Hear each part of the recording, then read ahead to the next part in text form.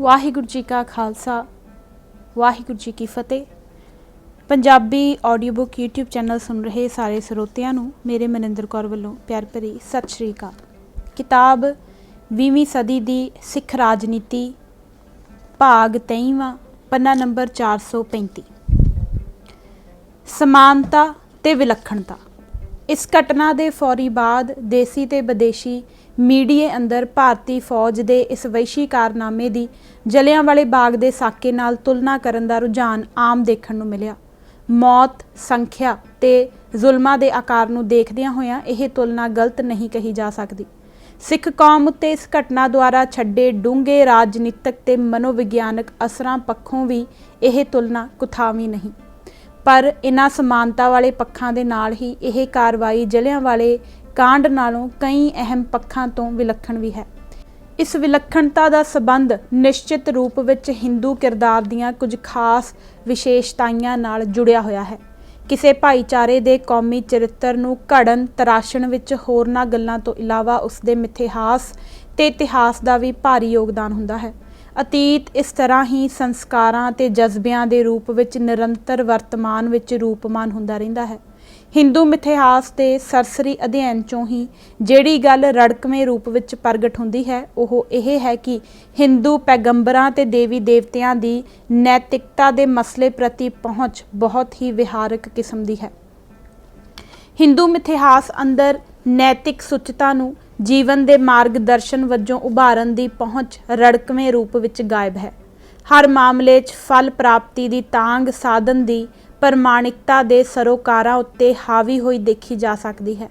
योग निशाने लई अयोग साधन वरतन नूं ना सिर्फ खुलेआम उचित ठहराया गया है, सगों इसनूं कर्म विद्या का आदर योग रुतबा ते नाउं दिता गया है। हर जगह विरोधी धिर नाल निपटण वेले झूठ चलाकी ते धोखादेही नूं ना सिर्फ अछूत जां अनैतिक कर्म नहीं मन्निया गया, सगों इसनूं खुलेआम विहार चतुराई की कला का दर्जा दिता गया है। हिंदू मिथिहास की लगभग हर जंग अंदर ही हिंदू अवतारां देवतियां ऋषियां ते नामी योधियां द्वारा इस कला की निरसंकोच वरतों दीआं अणगिणत उदाहरणां मिलदियां हन, जिसनूं हिंदू जनता सदियां तो गाउंदी सलाउंदी आ रही है।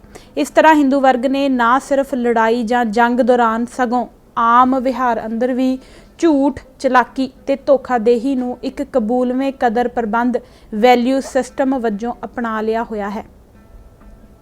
इस दृष्टि तो देखिया दरबार साहिब दे साके दी जलियांवाले कांड नालों विलक्षण गल मौतां दी गिणती वध होना जां जुल्मां दा आकार ते पासार वड्डा होना नहीं। यह वखरेवा इन्ना अहम नहीं। वैशी पुणे नालों वध झूठ फरेब ते धोखादेही दा अंश है जो इस कार्रवाई नूं जलियांवाले कांड नालों अहम रूप च वखरिआउंदा है। इस कार्रवाई नूं विਉਂਤਣ नेपरे चाढ़न ते समेटण दे समुचे अमल दौरान भारती हाकमां वल्लों अपणियां इन्हां विरासती खूबियां दा बहुत ही नंगा मुजाहरा किया गया। सब नालों पहली गल, हमला करन वेले तक भारती हाकमां ने ना सिर्फ सिख जनता नूं सगों हमले की संभावना बारे लगातार तिखे डर ते खदशे प्रगटाउंदियां आ रहीआं देश दीआं कुछ बावकार हस्तियां नूं भी लगातार धोखे च रखिया।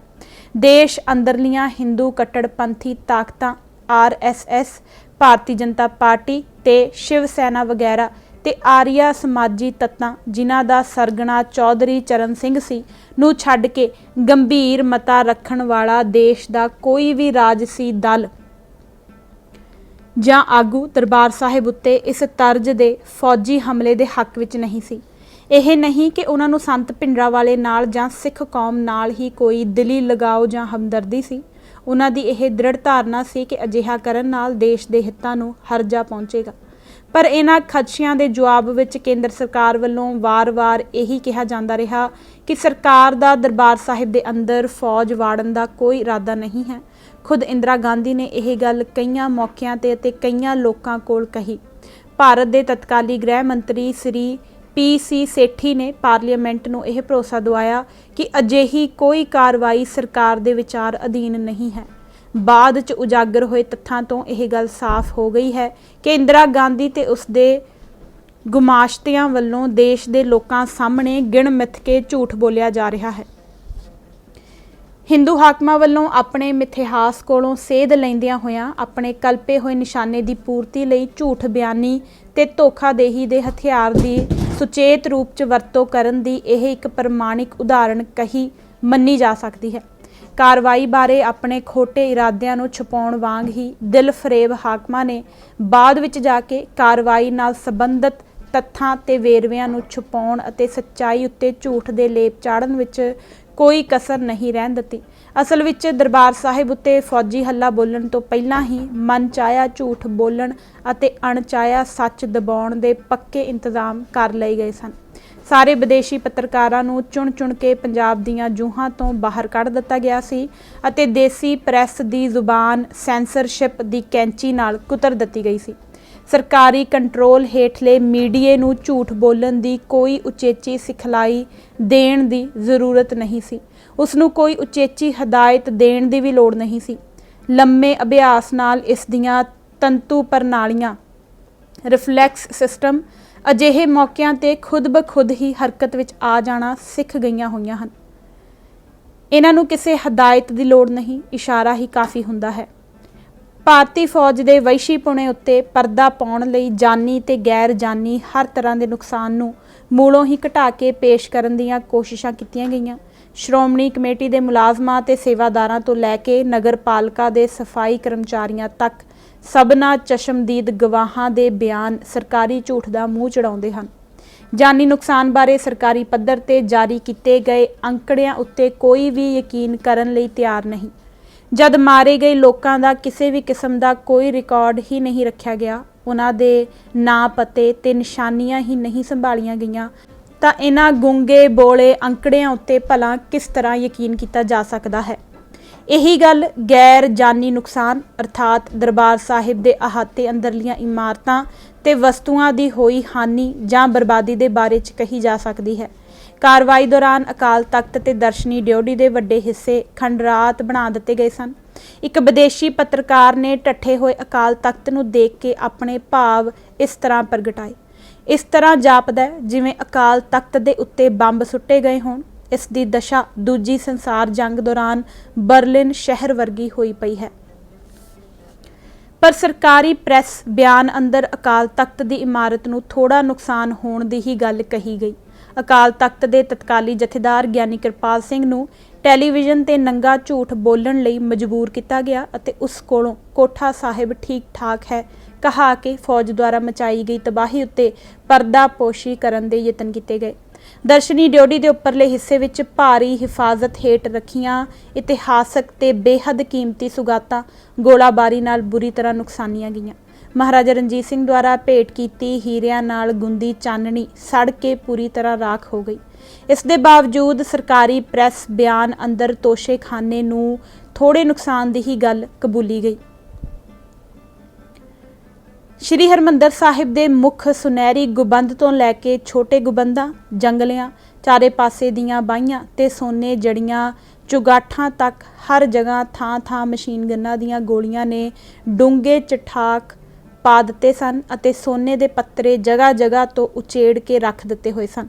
ਬਾਅਦ 'ਚ ਸ਼੍ਰੋਮਣੀ ਕਮੇਟੀ ਨੇ ਹਰਿਮੰਦਰ ਸਾਹਿਬ ਉੱਤੇ ਗੋਲੀਆਂ ਦੇ ਘੱਟੋ ਘੱਟ 350 ਨਿਸ਼ਾਨਾਂ ਦੀ ਨਿਸ਼ਾਨਦੇਹੀ ਕੀਤੀ, ਪਰ ਭਾਰਤ ਸਰਕਾਰ ਵੱਲੋਂ ਪੂਰੀ ਬੇਹਯਾਈ ਨਾਲ ਇਹ ਝੂਠ ਬੋਲਿਆ ਤੇ ਮੁੜ ਦੁਹਰਾਇਆ ਗਿਆ ਕਿ ਫੌਜ ਨੂੰ ਹਰਿਮੰਦਰ ਸਾਹਿਬ ਵੱਲ ਨਿਸ਼ਾਨਾ ਸੇਧਣ ਤੋਂ ਸਖਤੀ ਨਾਲ ਗੁਰੇਜ਼ ਕਰਨ ਅਤੇ ਇਸ ਮੁਕੱਦਸ ਇਮਾਰਤ ਨੂੰ ਕੋਈ ਵੀ ਨੁਕਸਾਨ ਨਾ ਪਹੁੰਚਾਉਣ ਦੀਆਂ ਕਰੜੀਆਂ ਹਦਾਇਤਾਂ ਦਿੱਤੀਆਂ ਗਈਆਂ ਸਨ ਅਤੇ ਫੌਜੀ ਜਵਾਨਾਂ ਨੇ ਆਪਣਾ ਅੰਤਾਂ ਦਾ ਨੁਕਸਾਨ ਝੱਲ ਕੇ ਵੀ ਇਹਨਾਂ ਹਦਾਇਤਾਂ ਦਾ ਕਰੜਾ ਪਾਲਣ ਕੀਤਾ। ਇਹ ਵੀ ਕਿ ਦਹਿਸ਼ਤਗਰਦਾਂ ਵੱਲੋਂ ਹਰਿਮੰਦਰ ਸਾਹਿਬ ਦੀ ਸੁਰੱਖਿਅਤ ਮੋਰਚੇ ਵਜੋਂ ਦੁਰਵਰਤੋਂ ਕਰਨ ਦੇ ਬਾਵਜੂਦ ਫੌਜੀ ਜਵਾਨਾਂ ਨੇ ਹਰਿਮੰਦਰ ਸਾਹਿਬ ਵੱਲ ਮੋੜਵੀਂ ਗੋਲੀ ਚਲਾਉਣ ਦੀ ਉਤੇਜਨਾ ਉੱਤੇ ਸਖਤੀ ਨਾਲ ਕਾਬੂ ਪਾਈ ਰੱਖਿਆ। ਦਰਬਾਰ ਸਾਹਿਬ ਦੇ ਹਜ਼ੂਰੀ ਗ੍ਰੰਥੀ ਗਿਆਨੀ ਪੂਰਨ ਸਿੰਘ ਸਮੇਤ 1.5 ਦਰਜਨ ਦੇ ਕਰੀਬ ਸੇਵਾਦਾਰ ਸਾਰੇ ਹੋਣੀ ਭਰਪੂਰ ਸਮੇਂ ਦੌਰਾਨ ਲਗਾਤਾਰ ਸ਼੍ਰੀ ਹਰਿਮੰਦਰ ਸਾਹਿਬ ਦੇ ਅੰਦਰ ਮੌਜੂਦ ਰਹੇ ਸਨ। ਉਹਨਾਂ ਸਾਰਿਆਂ ਨੇ ਸਰਕਾਰੀ ਝੂਠ ਦਾ ਭਾਂਡਾ ਭੰਨਦਿਆਂ ਹੋਇਆਂ ਪੂਰੇ ਧੜੱਲੇ ਨਾਲ ਇਹ ਸੱਚ ਉਘਾੜਿਆ ਕਿ ਹਰਿਮੰਦਰ ਸਾਹਿਬ ਅੰਦਰ ਨਾ ਇੱਕ ਵੀ ਲੜਾਕੂ ਸਿੰਘ ਸੀ ਤੇ ਨਾ ਤੀਲੀ ਜਿੰਨਾ ਵੀ ਕੋਈ ਹਥਿਆਰ ਜਾਂ ਅਸਲਾ ਸੀ। ਜੁਝਾਰੂ ਸਿੰਘਾਂ ਵੱਲੋਂ ਦਰਬਾਰ ਸਾਹਿਬ ਦੀ ਮੋਰਚੇ ਦੇ ਰੂਪ ਵਿੱਚ ਵਰਤੋਂ ਕਰਨ ਦੀ ਕਹਾਣੀ ਕੋਰਾ ਝੂਠ ਸੀ, ਜੋ ਭਾਰਤੀ ਹਾਕਮਾਂ ਨੇ ਆਪਣੇ ਪਾਪਾਂ ਉੱਤੇ ਪਰਦਾ ਪਾਉਣ ਦੀ ਖਾਤਰ ਘੜਿਆ ਸੀ ਅਤੇ ਉਹਨਾਂ ਚਾਣਕੀਆ ਨੀਤੀ ਉੱਤੇ ਚੱਲਦਿਆਂ ਹੋਇਆਂ ਇਸ ਝੂਠ ਨੂੰ ਇੱਕ ਬੇਦੀਨੇ ਸਿੱਖ ਜਰਨੈਲ ਦੇ ਮੂੰਹੋਂ ਬੁਲਾਉਣ ਦੀ ਸ਼ੈਤਾਨ ਚਾਲ ਚੱਲੀ ਸੀ। ਦਰਬਾਰ ਸਾਹਿਬ ਅੰਦਰ ਮੌਜੂਦ ਰਹੇ ਸੇਵਾਦਾਰਾਂ ਦੇ ਦੱਸਣ ਮੁਤਾਬਕ 5-6 ਜੂਨ ਦੀ ਵਿਚਕਾਰਲੀ ਰਾਤ ਨੂੰ ਹਰਮੰਦਰ ਸਾਹਿਬ ਉੱਤੇ ਚਾਰੇ ਪਾਸਿਆਂ ਤੋਂ ਭਾਰੀ ਗੋਲਾਬਾਰੀ ਹੁੰਦੀ ਰਹੀ, ਜਿਸ ਨਾਲ ਹਰਮੰਦਰ ਸਾਹਿਬ ਦੇ ਬਾਰੀਆਂ ਦਰਵਾਜ਼ੇ ਬੁਰੀ ਤਰ੍ਹਾਂ ਨੁਕਸਾਨੇ ਗਏ। 6 ਜੂਨ ਨੂੰ ਸਵੇਰੇ ਆਸਾ ਦੀ ਵਾਰ ਦੇ ਕੀਰਤਨ ਉਪਰੰਤ ਅਰਦਾਸ ਦੇ ਖਤਮ ਹੁੰਦਿਆਂ ਹੀ ਗੋਲੀਬਾਰੀ ਦਾ ਮਾਨੋ ਝੱਖੜ ਹੀ ਝੁੱਲ ਗਿਆ। ਇੱਕ ਗੋਲੀ ਪਹਿਲੀ ਮੰਜ਼ਿਲ ਉੱਤੇ ਸ੍ਰੀ ਗੁਰੂ ਗ੍ਰੰਥ ਸਾਹਿਬ ਦੀ ਤਾਬਿਆ ਬੈਠੇ ਭਾਈ ਹਰਭਜਨ ਸਿੰਘ ਅਕਾਲੀ ਦੇ ਹੱਥ ਆ ਲੱਗੀ ਅਤੇ ਉਸ ਵਿੱਚੋਂ ਤਤੀਰੀਆਂ ਬਣ ਕੇ ਨਿਕਲਿਆ ਖੂਨ ਪਾਵਨ ਬੀੜ ਦੇ ਪੱਤਰਿਆਂ ਨੂੰ ਜਾ ਲੱਗਿਆ। ਇੱਕ ਹੋਰ ਗੋਲੀ ਹਰਮੰਦਰ ਸਾਹਿਬ ਅੰਦਰ ਕੀਰਤਨ ਕਰ ਰਹੇ ਭਾਈ ਅਵਤਾਰ ਸਿੰਘ ਦੇ ਆ ਵੱਜੀ, ਜਿਸ ਨਾਲ ਉਹਨਾਂ ਦੀ ਮੌਕੇ ਤੇ ਹੀ ਮੌਤ ਹੋ ਗਈ। ਹਰਮੰਦਰ ਸਾਹਿਬ ਅੰਦਰ ਪ੍ਰਕਾਸ਼ਿਤ ਸ੍ਰੀ ਗੁਰੂ ਗ੍ਰੰਥ ਸਾਹਿਬ ਦੀ ਪੁਰਾਤਨ ਹੱਥ ਲਿਖਤ ਬੀੜ ਵੀ ਇਸ ਗੋਲੀਬਾਰੀ ਦੀ ਜ਼ਦ ਵਿੱਚ ਆ ਗਈ ਅਤੇ ਇੱਕ ਗੋਲੀ ਇਸ ਬੀੜ ਦੇ ਸਰੂਪ ਨੂੰ ਚੀਰ ਕੇ ਲੰਘ ਗਈ। ਇਲਾਚੀ ਬੇਰੀ ਦੀ ਹਰ ਟਾਹਣੀ ਗੋਲੀਆਂ ਨਾਲ ਮਰੁੰਡੀ ਪਈ ਸੀ ਅਤੇ ਉਸ ਦੇ ਹੇਠਾਂ ਲਾਸ਼ਾਂ ਦੀ ਇੱਕ ਢੇਰੀ ਲੱਗ ਗਈ ਸੀ। ਅਜਾਇਬ ਘਰ ਦੀ ਕੋਈ ਵੀ ਕੰਧ ਸਬੂਤੀ ਨਹੀਂ ਸੀ ਬਚੀ। ਜਗ੍ਹਾ ਜਗ੍ਹਾ ਗੋਲੀਆਂ ਨਾਲ ਪਾੜ ਪੈ ਗਏ ਹੋਏ ਸਨ। 132 ਕੀਮਤੀ ਚਿੱਤਰ ਗੋਲੀਆਂ ਨਾਲ ਛਲਣੀ ਹੋ ਗਏ ਸਨ। 2 ਦੁਰਲੱਭ ਨੁਸਖੇ ਸੜ ਕੇ ਸੁਆਹ ਹੋ ਗਏ ਸਨ। ਦਰਬਾਰ ਸਾਹਿਬ ਦੀ ਵਲਗਣ ਦੇ ਅੰਦਰ ਇੱਕ ਵੀ ਗੁੰਬਦ, ਬੁਰਜੀ ਜਾਂ ਜੰਗਲਾ ਸਬੂਤਾ ਨਹੀਂ ਸੀ ਰਿਹਾ। ਪਰਿਕਰਮਾ ਦੇ ਸਾਰੇ ਕਮਰੇ, ਬਰਾਂਡੇ, ਲੰਗਰ ਹਾਲ, ਅਕਾਲ ਰੈਸਟ ਹਾਊਸ, ਗੁਰੂ ਰਾਮਦਾਸ ਸਰਾਂ, ਗੁਰੂ ਨਾਨਕ ਨਿਵਾਸ, ਤੇਜਾ ਸਿੰਘ ਸਮੁੰਦਰੀ ਹਾਲ ਸਭ ਅੱਗ ਨਾਲ ਲੂਹੇ ਤੇ ਧੁਆਂਖੇ ਗਏ ਸਨ। ਬਿਜਲੀ ਦੇ ਪੱਖੇ ਪਿੰਗਲ ਕੇ ਪੱਤੀਆਂ ਬਣ ਕੇ ਲਮਕ ਰਹੇ ਸਨ। ਲੱਕੜ ਦੇ ਦਰਵਾਜ਼ੇ, ਬਾਰੀਆਂ, ਚੁਗਾਠਾਂ, ਅਲਮਾਰੀਆਂ ਸਭ ਕੋਲੇ ਬਣ ਗਈਆਂ ਸਨ। ਇਹ ਅੱਗ ਲੜਾਈ ਦੌਰਾਨ ਨਹੀਂ ਸੀ ਲੱਗੀ। ਲੜਾਈ ਖਤਮ ਹੋਣ ਤੋਂ ਬਾਅਦ ਫੌਜ ਨੇ ਆਪਣੇ ਗੁੱਸੇ ਦੀ ਅੱਗ ਠੰਡੀ ਕਰਨ ਲਈ ਲਾਈ ਸੀ। ਇਸ ਦੇ ਬਾਵਜੂਦ ਸਰਕਾਰੀ ਪ੍ਰਚਾਰ ਸਾਧਨਾਂ ਤੋਂ ਨਿਰਲੱਜਪੁਣੇ ਨਾਲ ਇਹ ਝੂਠ ਬੋਲਿਆ ਗਿਆ ਕਿ ਫੌਜ ਨੇ ਪੂਰੇ ਧੀਰਜ ਤੇ ਸੰਜਮ ਤੋਂ ਕੰਮ ਲਿਆ ਅਤੇ ਇਮਾਰਤਾਂ ਦਾ ਘੱਟ ਤੋਂ ਘੱਟ ਨੁਕਸਾਨ ਹੋਣ ਦਿੱਤਾ। ਕਾਰਵਾਈ ਦੇ ਖਤਮ ਹੁੰਦਿਆਂ ਹੀ ਫੌਜ ਦੁਆਰਾ ਬੋਲੇ ਜਾ ਰਹੇ ਝੂਠ ਨੂੰ ਪਚਣਯੋਗ ਬਣਾਉਣ ਲਈ ਦਰਬਾਰ ਸਾਹਿਬ ਸਮੂਹ ਦੀ ਅੰਦਰੂਨੀ ਦਸ਼ਾ ਦੀ ਵੀਡੀਓ ਰਿਕਾਰਡਿੰਗ ਵਾਸਤੇ ਮੈਲਵੈਲ ਡੀ ਮੈਲੋ ਨਾਂ ਦੇ ਟੀਵੀ ਪੱਤਰਕਾਰ ਦੀਆਂ ਉਚੇਚੀਆਂ ਸੇਵਾਵਾਂ ਲਈਆਂ ਗਈਆਂ। ਇਹ ਪੱਤਰਕਾਰ ਜੰਗ ਦੌਰਾਨ ਸੱਚ ਨੂੰ ਝੂਠ ਤੇ ਝੂਠ ਨੂੰ ਸੱਚ ਬਣਾ ਕੇ ਪੇਸ਼ ਕਰਨ ਦੀ ਚੌਖੀ ਮੁਹਾਰਤ ਰੱਖਦਾ ਸੀ। 1965 ਤੇ 1971 ਦੀਆਂ ਭਾਰਤ-ਪਾਕ ਜੰਗਾਂ ਦੇ ਦੌਰਾਨ ਉਹ ਆਪਣੀ ਇਸ ਕਲਾ ਦੇ ਚੰਗੇ ਜੋਹਰ ਦਿਖਾ ਚੁੱਕਾ ਸੀ। ਉਸਨੇ ਦਰਬਾਰ ਸਾਹਿਬ ਤੇ ਹੋਰਨਾਂ ਹਾਨੀਗ੍ਰਸਤ ਇਮਾਰਤਾਂ ਦੀਆਂ ਫੋਟੋਆਂ ਅਜਿਹੇ ਕੋਣਾਂ ਤੋਂ ਲਈਆਂ ਤੇ ਕੈਮਰੇ ਨੂੰ ਇਸ ਤਰ੍ਹਾਂ ਕਾਰੀਗਰੀ ਨਾਲ ਘੁਮਾਇਆ ਜਿਸ ਨਾਲ ਇਮਾਰਤਾਂ ਦੇ ਸੱਚਮੁੱਚ ਹੀ ਮਾਮੂਲੀ ਨੁਕਸਾਨ ਦਾ ਪ੍ਰਭਾਵ ਦਿੱਤਾ ਜਾ ਸਕੇ। ਜੰਗ ਦੇ ਮੈਦਾਨ 'ਚੋਂ ਰਿਪੋਰਟਿੰਗ ਕਰਨ ਦਾ ਪ੍ਰਭਾਵ ਦੇਣ ਲਈ ਪਿਛਵਾੜੇ 'ਚ ਗੋਲੀਆਂ ਚੱਲਣ ਦੀਆਂ ਨਕਲੀ ਆਵਾਜ਼ਾਂ ਭਰੀਆਂ ਗਈਆਂ। ਦਰਬਾਰ ਸਾਹਿਬ ਅੰਦਰ ਆਮ ਵਾਂਗ ਕੀਰਤਨ ਹੁੰਦਾ ਦਿਖਾਇਆ ਗਿਆ ਤੇ ਅਕਾਲ ਤਖਤ ਦੇ ਦਹਿਲੇ ਹੋਏ ਜਥੇਦਾਰ ਬਾਰੇ ਸਵੈ ਇੱਛਾ ਨਾਲ ਹੀ ਬਿਆਨ ਪੜ੍ਹਨ ਦਾ ਝੂਠਾ ਪ੍ਰਭਾਵ ਦੇਣ ਦੀ ਕੋਸ਼ਿਸ਼ ਕੀਤੀ ਗਈ, ਜਦ ਕਿ ਇਸੇ ਹੀ ਵੇਲੇ ਸਰਕਾਰ ਦੇ ਸੂਚਨਾ ਤੇ ਪ੍ਰਸਾਰਣ ਮਹਿਕਮੇ ਦੀਆਂ ਹਦਾਇਤਾਂ ਤੇ ਜਲੰਧਰ ਦੂਰਦਰਸ਼ਨ ਦੁਆਰਾ ਕੀਤੀ ਗਈ ਵੀਡੀਓ ਰਿਕਾਰਡਿੰਗ ਨਾ ਸਿਰਫ ਪ੍ਰਸਾਰਣ ਲਈ ਅਯੋਗ ਕਰਾਰ ਦੇ ਦਿੱਤੀ ਗਈ, ਸਗੋਂ ਇਸ ਨੂੰ ਫੌਰਨ ਜ਼ਬਤ ਕਰ ਲਿਆ ਗਿਆ ਕਿਉਂਕਿ ਇਹ ਵੀਡੀਓ ਰਿਕਾਰਡਿੰਗ ਹੁਕਮਰਾਨਾਂ ਦੀ ਲੋੜ ਦਾ ਉਸ ਦਰਜੇ ਤੱਕ ਘਰ ਪੂਰਾ ਨਹੀਂ ਸੀ ਕਰਦੀ। ਦਰਬਾਰ ਸਾਹਿਬ ਸਮੂਹ ਅੰਦਰ ਮੌਜੂਦ ਸਿੱਖ ਰੈਫਰੈਂਸ ਲਾਇਬ੍ਰੇਰੀ ਨੂੰ ਬੇਰਹਿਮੀ ਨਾਲ ਲੂਹ ਸੁੱਟਣ ਦੀ ਇੱਕੋ ਘਟਨਾ ਨਾਲ ਹੀ ਫੌਜ ਵੱਲੋਂ ਸੰਜਮ ਤੋਂ ਕੰਮ ਲੈਣ ਦੇ ਸਰਕਾਰੀ ਕੁਫਰ ਦਾ ਪੋਲ ਬਾਖੂਬ ਨੰਗਾ ਹੋ ਜਾਂਦਾ ਹੈ। ਲਾਇਬ੍ਰੇਰੀ ਨੂੰ ਅੱਗ ਕਦੋਂ ਤੇ ਕਿਵੇਂ ਲੱਗੀ ਅਤੇ ਕਿਹਨੇ ਲਾਈ? ਸਰਕਾਰੀ ਪੱਖ ਵੱਲੋਂ ਇਹਨਾਂ ਸਵਾਲਾਂ ਦੇ ਅੱਜ ਤੱਕ ਵੀ ਕੋਈ ਟਿਕਵੇਂ ਤੇ ਜਚਣਹਾਰ ਜਵਾਬ ਨਹੀਂ ਦਿੱਤੇ ਜਾ ਸਕੇ। ਇਸ ਬਾਰੇ ਸਰਕਾਰੀ ਬਿਆਨ ਲਗਾਤਾਰ ਬਦਲਦੇ ਰਹੇ। ਸਭ ਤੋਂ ਪਹਿਲਾਂ ਇਹ ਝੂਠ ਧਮਾਇਆ ਗਿਆ ਕਿ ਲਾਇਬ੍ਰੇਰੀ ਨੂੰ ਅੱਗ ਖੁਦ ਸਿੱਖ ਜੁਝਾਰੂਆਂ ਨੇ ਹੀ ਜਾਣਬੁੱਝ ਕੇ ਲਗਾਈ। ਫਿਰ ਇਹ ਕਿਹਾ ਗਿਆ ਕਿ ਸਿੱਖ ਜੁਝਾਰੂਆਂ ਕੋਲ ਕੁਝ ਅਜਿਹੇ ਹੱਥ ਗੋਲੇ ਸਨ ਜੋ ਤੀਲੀ ਬਾਲ ਕੇ ਚਲਾਏ ਜਾਂਦੇ ਸਨ ਅਤੇ ਇਹਨਾਂ ਦੀ ਵਜ੍ਹਾ ਕਰਕੇ ਲਾਇਬ੍ਰੇਰੀ ਨੂੰ ਅੱਗ ਲੱਗ ਗਈ। ਜਨਰਲ ਕੁਲਦੀਪ ਸਿੰਘ ਬਰਾੜ ਵੱਲੋਂ ਦਿੱਤੇ ਗਏ ਸਪਸ਼ਟੀਕਰਨ ਵਿੱਚ ਫੌਜ ਦੇ ਗ੍ਰਨੇਡਾਂ ਦੁਆਰਾ ਵੀ ਅੱਗ ਲੱਗੀ ਹੋਣ ਦੀ ਸੰਭਾਵਨਾ ਤੋਂ ਮੁਨਕਰ ਨਹੀਂ ਹੋਇਆ ਗਿਆ। ਰੈਫਰੈਂਸ ਲਾਇਬ੍ਰੇਰੀ ਦੇ ਪ੍ਰਬੰਧਕ ਸਰਦਾਰ ਦਵਿੰਦਰ ਸਿੰਘ ਦੁੱਗਲ ਨੇ ਇਸ ਘਟਨਾ ਬਾਰੇ ਸੱਚਾਈ ਤੋਂ ਪਰਦਾ ਹਟਾਉਂਦਿਆਂ ਹੋਇਆਂ ਇੰਕਸ਼ਾਫ ਕੀਤਾ ਕਿ 6 ਜੂਨ ਦੀ ਸ਼ਾਮ ਤੱਕ ਲਾਇਬ੍ਰੇਰੀ ਸਹੀ ਸਲਾਮਤ ਸੀ ਤੇ ਗੜਵਾਲੀਆਂ ਦੇ ਕਬਜ਼ੇ ਵਿੱਚ ਸੀ। ਉਦੋਂ ਤੱਕ ਫੌਜ ਨੇ ਅਕਾਲ ਤਖਤ ਸਮੇਤ ਦਰਬਾਰ ਸਾਹਿਬ ਦੇ ਸਾਰੇ ਅਹਾਤੇ ਉੱਤੇ ਪੂਰਾ ਕੰਟਰੋਲ ਕਾਇਮ ਕਰ ਲਿਆ ਹੋਇਆ ਸੀ। ਇਸ ਕਰਕੇ ਲਾਇਬ੍ਰੇਰੀ ਨੂੰ ਅੱਗ ਲੜਾਈ ਦੇ ਦੌਰਾਨ ਨਹੀਂ ਸਗੋਂ ਲੜਾਈ ਖਤਮ ਹੋਣ ਤੋਂ ਬਾਅਦ ਲਗਾਈ ਗਈ ਅਤੇ ਇੱਕ ਨਿਸ਼ਚਿਤ ਸੋਚ ਤੇ ਗਿਣੀ ਮਿੱਥੀ ਯੋਜਨਾ ਦੇ ਤਹਿਤ ਲਗਾਈ ਗਈ। ਮੁੱਢ ਕਦੀਮ ਤੋਂ ਹੀ ਨਸਲ ਅਤੇ ਧਰਮ ਜਾਤ ਦੀ ਟੱਕਰ ਵਿੱਚ ਜਰਵਾਣੀਆਂ ਧਿਰਾਂ ਵੱਲੋਂ ਵਿਰੋਧੀ ਸੱਭਿਆਚਾਰਾਂ ਦੇ ਕੇਂਦਰੀ ਨਿਸ਼ਾਨਾਂ ਨੂੰ ਚੁਣਵਾਂ ਨਿਸ਼ਾਨਾ ਬਣਾਇਆ ਜਾਂਦਾ ਰਿਹਾ ਹੈ। ਮੱਧਯੁੱਗ ਦੀਆਂ ਜਹਾਦੀ ਜੰਗਾਂ ਦੇ ਦੂਰ ਇਤਿਹਾਸ ਵੱਲ ਨਾ ਜਾਂਦੇ ਹੋਏ ਇੱਥੇ 20ਵੀਂ ਸਦੀ ਦੇ ਆਖਰੀ ਦਹਾਕੇ ਦੀਆਂ ਕੁਝ ਉਦਾਹਰਨਾਂ ਦਾ ਹੀ ਜ਼ਿਕਰ ਕਰਨਾ ਕਾਫੀ ਹੋਵੇਗਾ।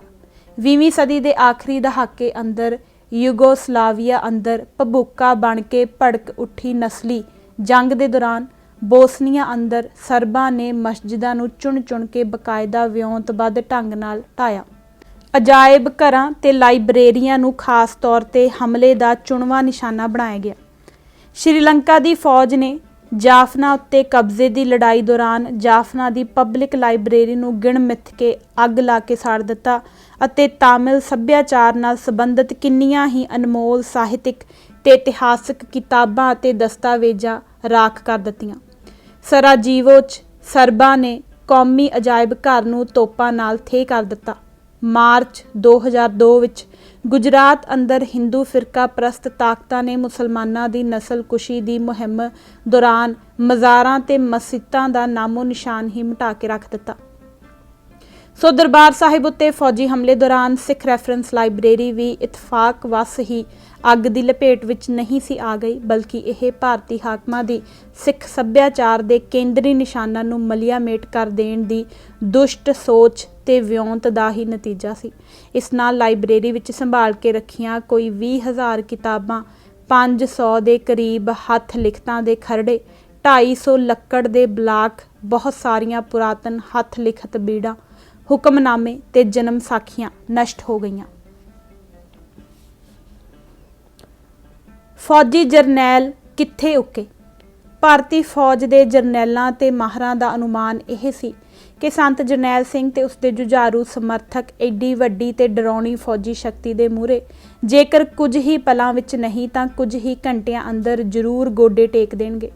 ਆਪਣੀ ਫੌਜੀ ਤਾਕਤ ਤੇ ਉੱਤਮ ਅਸਲੇਖਾਨੇ ਉੱਤੇ ਉਹਨਾਂ ਨੂੰ ਇੰਨਾ ਮਾਣ ਸੀ ਕਿ ਉਹਨਾਂ ਆਪਣੀ ਧਿਰ ਦੇ ਬਹੁਤ ਹੀ ਮਾਮੂਲੀ ਜਿਹੇ ਜਾਨੀ ਨੁਕਸਾਨ ਦੀ ਤਵੱਕੋ ਕੀਤੀ ਹੋਈ ਸੀ। 3 ਜੂਨ ਦੀ ਸ਼ਾਮ ਨੂੰ ਅੰਮ੍ਰਿਤਸਰ ਛਾਉਣੀ ਵਿਖੇ ਉਚੇਚੇ ਤੌਰ ਤੇ ਸਥਾਪਿਤ ਕੀਤੇ ਗਏ ਕੰਟਰੋਲ ਰੂਮ ਅੰਦਰ ਫੌਜ, BSF, CRP, ਪੰਜਾਬ ਪੁਲਿਸ ਤੇ ਖੂਫੀਆ ਏਜੰਸੀਆਂ ਦੇ ਉੱਚ ਅਧਿਕਾਰੀਆਂ ਦੀ ਵਿਸ਼ੇਸ਼ ਮੀਟਿੰਗ ਵਿੱਚ ਜਨਰਲ ਬਰਾੜ ਵੱਲੋਂ ਪ੍ਰਗਟਾਏ ਵਿਚਾਰਾਂ ਤੋਂ ਫੌਜੀ ਜਰਨੈਲਾਂ ਦੇ ਇਹਨਾਂ ਭਰਮਾਂ ਤੇ ਭੁਲੇਖਿਆਂ ਦੀ ਸਹੀ ਤਸਵੀਰ ਉਘੜ ਆਉਂਦੀ ਹੈ।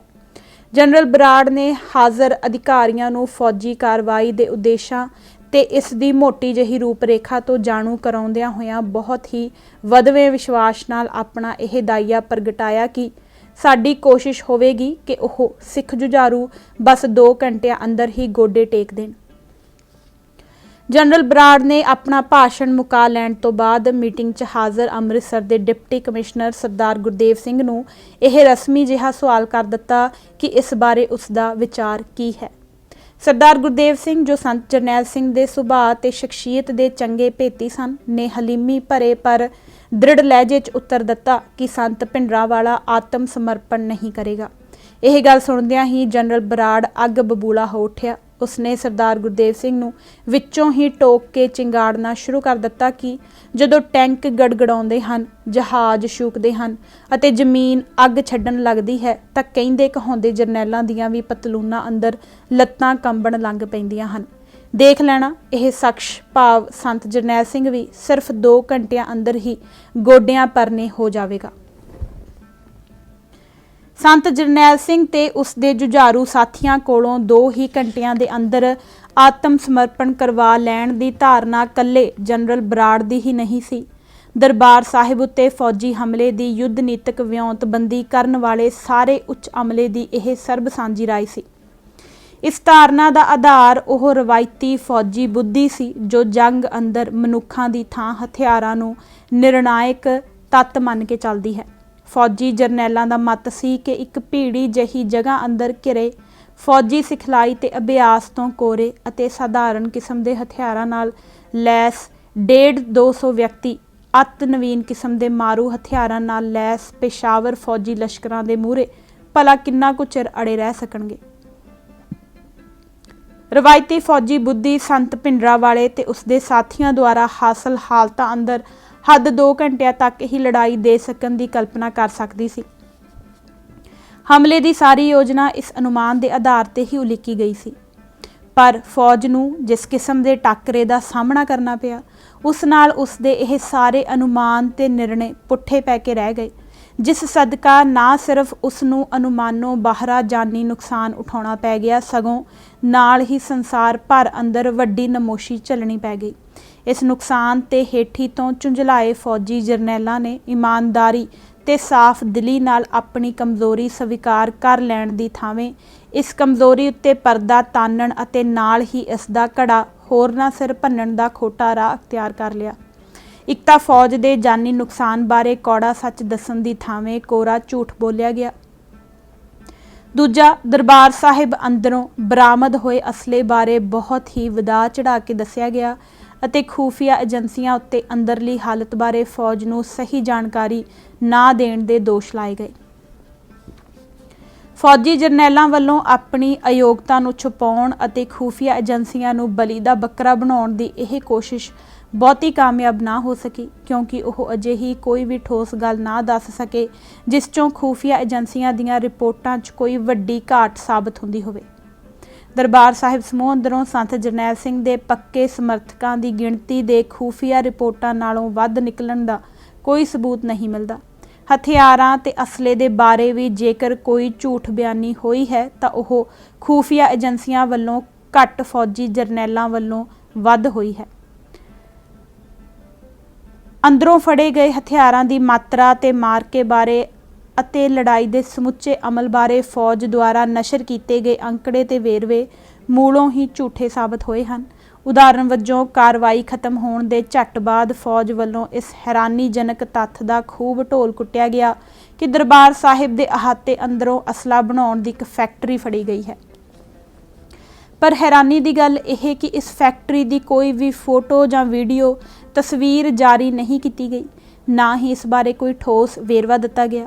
लाइब्रेरी नूं फौज वल्लों अग लाउण दे पाप उत्ते पर्दा पाउण लई तां यह झूठ बोलिया गया कि सिख जुझारूआं कोल तिल्ली बाल के चलाउण वाले देसी ते अनकड़ किस्म के हथ गोले सन, पर अपनी अयोगता नूं छुपाउण लई जुझारूआं कोलों बहुत ही नवीन ते मारू किस्म का असला फड़े जाण दीआं झूठ लिपियां रिपोर्टां नशर कीतियां गईयां। इसे ही तरह एक होर वड्डा झूठ यह बोलिया गया कि अतवादियों ने परिक्रमा अंदर जमीन के हेठां सुरंगां बना रखियां सन ते ओह इन्हां सुरंगां दे मघोरियां चों अचानक बाहर निकल के फौज उत्ते गरनेड सुट दिंदे सन ते फिर फुर्ती नाल अलोप हो जांदे सन अते अंदरों अंदरी ही किसी होर कमरे विच जा निकलदे सन। यह सुरंगां कित्थे सन ते कदों खोदियां गईयां सन, इस बारे कोई भी वेरवा नहीं दिता गया। इन्हां सुरंगां दी नमूने मात्र भी कोई फोटो या वीडियो तस्वीर नहीं दिखाई गई। क्यों? क्योंकि यह पूरी तरह झूठी ते मन घड़त कहानी सी। इस विच सच्चाई का थोड़ा जिन्ना भी अंश हुंदा तां टैलीविजन उत्ते इन्हां कथित सुरंगां दीयां तस्वीरां दिखा दिखा के दर्शकां दा नक्क च दम कर दिता गया हुंदा। सच तां यह है कि दरबार साहिब दे अहाते अंदर ना कोई असला फैक्टरी सी, ना कोई सुरंग आदि। हमले तो पहला फौज ने अपने खूफिया सूत्रां राही जुझारू ਸਿੰਘਾਂ ਦੀਆਂ मोर्चाबंदियां बारे ते नाल ही असले बारे भी मुकम्मल जानकारी हासिल कर रखी हुई सी। घुमंडी जरनैल अपने उत्तम हथियारां नाल इन्हां मोर्चाबंदियां नूं अख दे पलकारे विच उड़ा देण दे भरम पाली बैठे सन। सो जो गलत साबित होया ओह खूफिया एजेंसियां वल्लों मुहैया कीते तत्थ नहीं, सगों इन्हां तत्थां नूं आधार बना के जरनैलों वल्लों कढ़े गए निर्णय सन जो कच्चे साबित होए। ਮਿਸਾਲ ਵਜੋਂ ਜਦ ਜਨਰਲ ਕੁਲਦੀਪ ਸਿੰਘ ਬਰਾੜ 3 ਜੂਨ ਵਾਲੀ ਮੀਟਿੰਗ ਵਿੱਚ ਆਪਣਾ ਇਹ ਹੰਕਾਰੀ ਮਤ ਦਰੜਾ ਰਿਹਾ ਸੀ ਕਿ ਟੈਂਕਾਂ ਦੀ ਗੜਗੜਾਹਟ ਤੇ ਜਹਾਜ਼ਾਂ ਦੀ ਘੂਕਰਾਂ ਸੁਣ ਕੇ ਕਹਿੰਦੇ ਕਹਾਉਂਦੇ ਜਰਨੈਲਾਂ ਦੀਆਂ ਵੀ ਲੱਤਾਂ ਕੰਬਣ ਲੱਗ ਪੈਂਦੀਆਂ ਹਨ, ਤਾਂ ਉਸ ਕੋਲ ਕਿਸੇ ਖੂਫੀਆ ਜਾਣਕਾਰੀ ਦੀ ਘਾਟ ਨਹੀਂ ਸੀ। ਘਾਟ ਸੀ ਤਾਂ ਜਰਨੈਲਾਂ ਦੀ ਮਿੱਟੀ ਵਿੱਚ ਫਰਕ ਕਰਕੇ ਦੇਖ ਸਕਣ ਵਾਲੀ ਬੁੱਧੀ ਤੇ ਨਜ਼ਰੀਏ ਦੀ ਸੀ। ਜਨਰਲ ਬਰਾੜ ਤੇ ਉਸਦੇ ਫੌਜੀ ਲਾਣੇ ਨੂੰ ਜੇਕਰ ਕੋਈ ਟਪਲਾ ਲੱਗਿਆ ਤਾਂ ਜੁਝਾਰੂ ਸਿੰਘਾਂ ਦੀ ਨਫ਼ਰੀ ਤੇ ਹਥਿਆਰਾਂ ਬਾਰੇ ਨਹੀਂ, ਸਗੋਂ ਉਹਨਾਂ ਦੀ ਲੜਾਕੂ ਸਮਰੱਥਾ ਬਾਰੇ ਲੱਗਿਆ। ਕਿਸੇ ਵੀ ਜੰਗ ਦਾ ਨਿਰਣਾ ਨਿਰਾ ਨਫ਼ਰੀ ਤੇ ਹਥਿਆਰਾਂ ਤੋਂ ਤੈਅ ਨਹੀਂ ਹੁੰਦਾ। ਵੱਧ ਮਹੱਤਵਪੂਰਨ ਗੱਲ ਲੜ ਰਹੀਆਂ ਧਿਰਾਂ ਦੇ ਉਦੇਸ਼ ਤੇ ਉਹਨਾਂ ਦੀ ਪ੍ਰਤੀਬੱਧਤਾ ਹੁੰਦੀ ਹੈ। ਗੱਲ ਨਿਰੀ ਇਹ ਨਹੀਂ ਹੁੰਦੀ ਕਿ ਕਿਸੇ ਧਿਰ ਕੋਲ ਕਿੰਨੇ ਸਿਰ ਹਨ। ਸਿਰਾਂ ਨਾਲੋਂ ਵੱਧ ਅਹਿਮ ਗੱਲ ਸੀਸਾਂ ਦੀ ਹੁੰਦੀ ਹੈ। ਭਾਵ ਕਿਸੇ ਕੋਲ ਸੀਸ ਤਲੀ ਤੇ ਧਰ ਕੇ ਲੜਨ ਦਾ ਜਜ਼ਬਾ ਤੇ ਜਾਨ ਕਿੰਨੀ ਕੁ ਹੈ। ਭਾਵੇਂ ਪਿੱਛੋਂ ਜਾ ਕੇ ਸਾਕਾ ਨੀਲਾ ਤਾਰਾ ਬਾਰੇ ਲਿਖੀ ਆਪਣੀ ਕਿਤਾਬ ਅੰਦਰ ਜਨਰਲ ਬਰਾੜ ਨੂੰ ਇਹ ਤੱਥ ਬੇਸ਼ੱਕ ਘੁੱਟਵੇਂ ਅੰਦਾਜ਼ ਵਿੱਚ ਹੀ ਕਬੂਲ ਕਰਨਾ ਪਿਆ ਕਿ ਖਾੜਕੂ ਜਿਸ ਸਿਦਕ ਦਿਲੀ ਨਾਲ ਆਪਣੇ ਮੋਰਚਿਆਂ ਤੇ ਡਟੇ ਰਹੇ, ਉਹਨਾਂ ਨੇ ਜਿਸ ਸਰੜ ਤੇ ਸੂਰਮ ਗਤੀ ਨਾਲ ਲੜਾਈ ਲੜੀ ਅਤੇ ਜੋ ਕਮਾਲ ਦਾ ਹੌਸਲਾ ਦਿਖਾਇਆ, ਉਸ ਦੀ ਸ਼ਲਾਘਾ ਕਰਨੀ ਬਣਦੀ ਹੈ। ਪਰ ਉਸ ਦਾ ਇਹ ਬਿਆਨ ਸੱਚ ਦਾ ਅਧੂਰਾ ਇਕਬਾਲ ਹੈ, ਪੂਰਾ ਨਹੀਂ। ਉਸਨੇ ਇਹ ਜ਼ਾਰਾ ਤੱਥ ਤਾਂ ਕਬੂਲ ਕਰ ਲਿਆ ਕਿ ਸੰਤ ਜਰਨੈਲ ਸਿੰਘ ਤੇ ਉਸਦੇ ਜੁਝਾਰੂ ਸਾਥੀ ਕਮਾਲ ਦੀ ਬਹਾਦਰੀ ਤੇ ਹੌਸਲੇ ਨਾਲ ਲੜੇ। ਜਦ ਉਸਨੂੰ ਇਸ ਜ਼ਾਰਾ ਤੱਥ ਦੇ ਪਿੱਛੇ ਛੁਪੇ ਹੋਏ ਸੱਚ ਦੀ ਸਮਝ ਪੈ ਗਈ, ਫਿਰ ਹੀ ਉਸ ਅੰਦਰ ਸਾਕਾ ਨੀਲਾ ਤਾਰਾ ਦੀ ਅਸਲੀ ਕਹਾਣੀ ਦੱਸਣ ਦਾ ਨੈਤਿਕ ਬਲ ਤੇ ਜੇਰਾ ਪੈਦਾ ਹੋ ਸਕੇਗਾ। ਉਸ ਵੱਲੋਂ ਆਪਣੀ ਕਿਤਾਬ ਅੰਦਰ ਅਸਲੀ ਕਹਿ ਕੇ ਦਰਸਾਈ ਗਈ ਕਹਾਣੀ ਬਹੁਤ ਹੀ ਘੱਟ ਅਸਲੀ ਤੇ ਬਹੁਤ ਹੀ ਜ਼ਿਆਦਾ ਨਕਲੀ ਹੈ। ਫੌਜੀ ਕਾਰਵਾਈ 'ਚ ਹਿੱਸਾ ਲੈਣ ਵਾਲੇ ਸਿੱਖ ਫੌਜੀ ਅਫਸਰਾਂ 'ਚੋਂ ਬਹੁਤਿਆਂ ਨੇ ਆਪਣੇ ਮਨਾਂ ਅੰਦਰ ਸਿੰਘਾਂ ਦੀ ਬਹਾਦਰੀ ਤੇ ਹੌਸਲੇ ਦਾ ਇੱਕ ਸਿੱਕਾ ਕਬੂਲ ਕੀਤਾ। ਉਹਨਾਂ ਆਪਣੇ ਵਿਸ਼ਵਾਸ ਪਾਤਰ ਜਾਣੂਆਂ ਨਾਲ ਆਪਣੀਆਂ ਇਹ ਭਾਵਨਾਵਾਂ ਸਾਂਝੀਆਂ ਵੀ ਕੀਤੀਆਂ। ਸਤੀਸ਼ ਜੈਕਬ ਦੇ ਦੱਸਣ ਅਨੁਸਾਰ ਜਿਨ੍ਹਾਂ ਫੌਜੀ ਅਫਸਰਾਂ ਨਾਲ ਮੈਂ ਗੱਲ ਕੀਤੀ, ਉਹ ਸੰਤ ਜਰਨੈਲ ਸਿੰਘ ਭਿੰਡਰਾਂਵਾਲੇ ਦੇ ਸ਼ਰਧਾਲੂਆਂ ਦੇ ਹੌਸਲੇ ਤੇ ਵਚਨਬੱਧਤਾ ਤੋਂ ਬਹੁਤ ਹੈਰਾਨ ਸਨ। ਇੱਕ ਅਫਸਰ ਨੇ ਕਿਹਾ, ਭਾਈ ਉਹਨਾਂ ਕਿਆ ਜ਼ੋਰਦਾਰ ਮੁਕਾਬਲਾ ਕੀਤਾ। ਜੇ ਮੇਰੇ ਕੋਲ ਅਜਿਹੀਆਂ 3 ਡਿਵੀਜ਼ਨਾਂ ਹੋਣ ਤਾਂ ਮੈਂ ਕਿਸੇ ਦਿਨ ਵੀ ਜਨਰਲ ਜ਼ਿਆ ਉਲ ਹਕ ਪਾਕਿਸਤਾਨ ਦੇ ਤਤਕਾਲੀ ਰਾਸ਼ਟਰਪਤੀ ਦੇ ਛੱਕੇ ਛੁਡਾ ਦੇਵਾਂ। ਫੌਜ ਅੰਦਰਲੇ ਹਿੰਦੂ ਤੱਤਾਂ ਨੇ ਜਾਂ ਆਮ ਰੂਪ ਵਿੱਚ ਹੀ ਹਿੰਦੂ ਵਰਗ ਨੇ ਸੰਤ ਜਰਨੈਲ ਸਿੰਘ ਦੀ ਸ਼ਹੀਦੀ ਤੋਂ ਪਿੱਛੋਂ ਵੀ ਉਸ ਪ੍ਰਤੀ ਆਪਣੀ ਘਿਰਣਾ ਮੱਧਮ ਨਹੀਂ ਪੈਣ ਦਿੱਤੀ। ਸੰਤ ਭਿੰਡਰਾਂਵਾਲੇ ਦੀ ਸ਼ਹਾਦਤ ਦੀ ਸ਼ਾਨ ਨੂੰ ਧੁੰਦਲਾਉਣ ਤੇ ਉਸਦੇ ਅਕਸ ਨੂੰ ਫੇਟ ਮਾਰਨ ਦੇ ਇਰਾਦੇ ਨਾਲ ਮੀਡੀਏ ਅੰਦਰ ਕੁਝ ਉੱਕਾ ਹੀ ਝੂਠੀਆਂ ਤੇ ਮਨਘੜਤ ਕਹਾਣੀਆਂ ਧੁਮਾਈਆਂ ਗਈਆਂ। ਖਾਸ ਕਰਕੇ ਉਸਦੀ ਮੌਤ ਦੀ ਖਬਰ ਨੂੰ ਬੜੇ ਹੀ ਬਦਨੀਤੇ ਢੰਗ ਨਾਲ ਨਸ਼ਰ ਕੀਤਾ ਗਿਆ। ਇੱਕ ਕਹਾਣੀ ਇਹ ਧੁਮਾਈ ਗਈ ਕਿ ਉਹ ਫੌਜ ਦੀ ਗੋਲੀ ਨਾਲ ਨਹੀਂ ਮਰਿਆ, ਬਲਕਿ ਲੜਾਈ ਦੇ ਆਖਰੀ ਦੌਰ ਸਮੇਂ ਅਕਾਲ ਤਖਤ ਦੇ ਅੰਦਰ ਖਾੜਕੂ ਗੁੱਟਾਂ ਦੀ ਆਪਸ ਵਿੱਚ ਖੜਕ ਪਈ ਅਤੇ ਸੰਤ ਭਿੰਡਰਾਂਵਾਲੇ ਦੇ ਵਿਰੋਧੀ ਖਾੜਕੂ ਗੁੱਟ ਬੱਬਰ ਖਾਲਸਾ ਦੇ ਕੁਝ ਲੋਕਾਂ ਨੇ ਹੀ ਉਸ ਨੂੰ ਗੋਲੀਆਂ ਮਾਰ ਕੇ ਹਲਾਕ ਕਰ ਦਿੱਤਾ। ਇਹ ਕਹਾਣੀ ਇੰਨੀ ਝੂਠੀ ਤੇ ਬੇਬੁਨਿਆਦ ਸੀ ਕਿ ਇਹ ਕੁਝ ਦਿਨ ਵੀ ਨਾ ਚੱਲ ਸਕੀ। ਫਿਰ ਸੰਤ ਜਰਨੈਲ ਸਿੰਘ ਵੱਲੋਂ ਨਿਰਾਸ਼ਤਾ ਵਸ ਆਤਮ ਹੱਤਿਆ ਕਰ ਲੈਣ ਦਾ ਝੂਠ ਰੇੜਿਆ ਗਿਆ, ਪਰ ਇਸ ਦੇ ਵੀ ਉੱਕਾ ਹੀ ਪੈਰ ਨਾ ਹੋਣ ਕਰਕੇ ਇਹ ਥਾਂ ਹੀ ਠੁੱਸ ਹੋ ਕੇ ਰਹਿ ਗਿਆ। ਅਖੀਰ ਵਿੱਚ ਸਰਕਾਰੀ ਤੌਰ ਤੇ ਇਹ ਬਿਆਨ ਦਿੱਤਾ ਗਿਆ ਕਿ ਫੌਜ ਜਦ ਅਕਾਲ ਤਖਤ ਦੇ ਤਹਿਖਾਨੇ ਅੰਦਰ ਦਾਖਲ ਹੋਈ ਤਾਂ ਉੱਥੇ ਸੰਤ ਭਿੰਡਰਾਂਵਾਲੇ ਤੇ ਭਾਈ ਅਮਰੀਕ ਸਿੰਘ ਨੂੰ ਮੁਰਦਾ ਪਾਇਆ ਗਿਆ। ਇਸ ਤਰ੍ਹਾਂ ਲੜਾਈ ਦੇ ਆਖਰੀ ਪਲਾਂ ਦੌਰਾਨ ਸੰਤ ਭਿੰਡਰਾਂਵਾਲੇ ਵੱਲੋਂ ਦਿਖਾਈ ਕਮਾਲ ਦੀ ਬਹਾਦਰੀ ਤੇ ਕੁਰਬਾਨੀ ਦੇ ਜਜ਼ਬੇ ਨੂੰ ਜਾਣ ਬੁੱਝ ਕੇ ਦਬਾਉਣ ਦੀਆਂ ਕੋਸ਼ਿਸ਼ਾਂ ਕੀਤੀਆਂ ਗਈਆਂ। ਇਹ ਪੂਰਾ ਯਤਨ ਕੀਤਾ ਗਿਆ ਕਿ ਆਖਰੀ ਪਲਾਂ ਦੌਰਾਨ ਹੋਈ ਗਹਿ ਗਚਵੀਂ ਲੜਾਈ ਬਾਰੇ ਕੋਈ ਵੀ ਤੱਥ ਤੇ ਵੇਰਵਾ ਫੌਜੀ ਤੇ ਸਰਕਾਰੀ ਭੇਦ ਦੇ ਪਰਦਿਆਂ ਦੀਆਂ ਵਿਰਲਾਂ 'ਚੋਂ ਬਾਹਰ ਨਾ ਨਿਕਲ ਜਾਵੇ। ਇਤਿਹਾਸ ਅੰਦਰ ਹਮੇਸ਼ਾ ਹੀ ਇੰਜ ਹੁੰਦਾ ਆਇਆ ਹੈ। ਜਰਵਾਣੀਆਂ ਤੇ ਜਾਬਰ ਰਾਜਸ਼ਾਹੀਆਂ ਨੇ ਹਮੇਸ਼ਾ ਹੀ ਹਰ ਸੁੱਚੀ ਤੇ ਵੱਡੀ ਸ਼ਹਾਦਤ ਦੀ ਚਮਕ ਨੂੰ ਕਾਲੇ ਪਰਦਿਆਂ ਨਾਲ ਢਕਣ ਦੀ ਕੋਸ਼ਿਸ਼ ਕੀਤੀ ਹੈ, ਇਸ ਡਰੋਂ ਕਿ ਮਤਾ ਲੋਕ ਇਸ ਸ਼ਹੀਦੀ ਤੋਂ ਪ੍ਰੇਰਨਾ ਲੈ ਕੇ ਜਾਬਰ ਰਾਜਸ਼ਾਹੀ ਵਿਰੁੱਧ ਵੱਡੀ ਬਗਾਵਤ ਉੱਤੇ ਉਤਾਰੂ ਹੋ ਜਾਣ।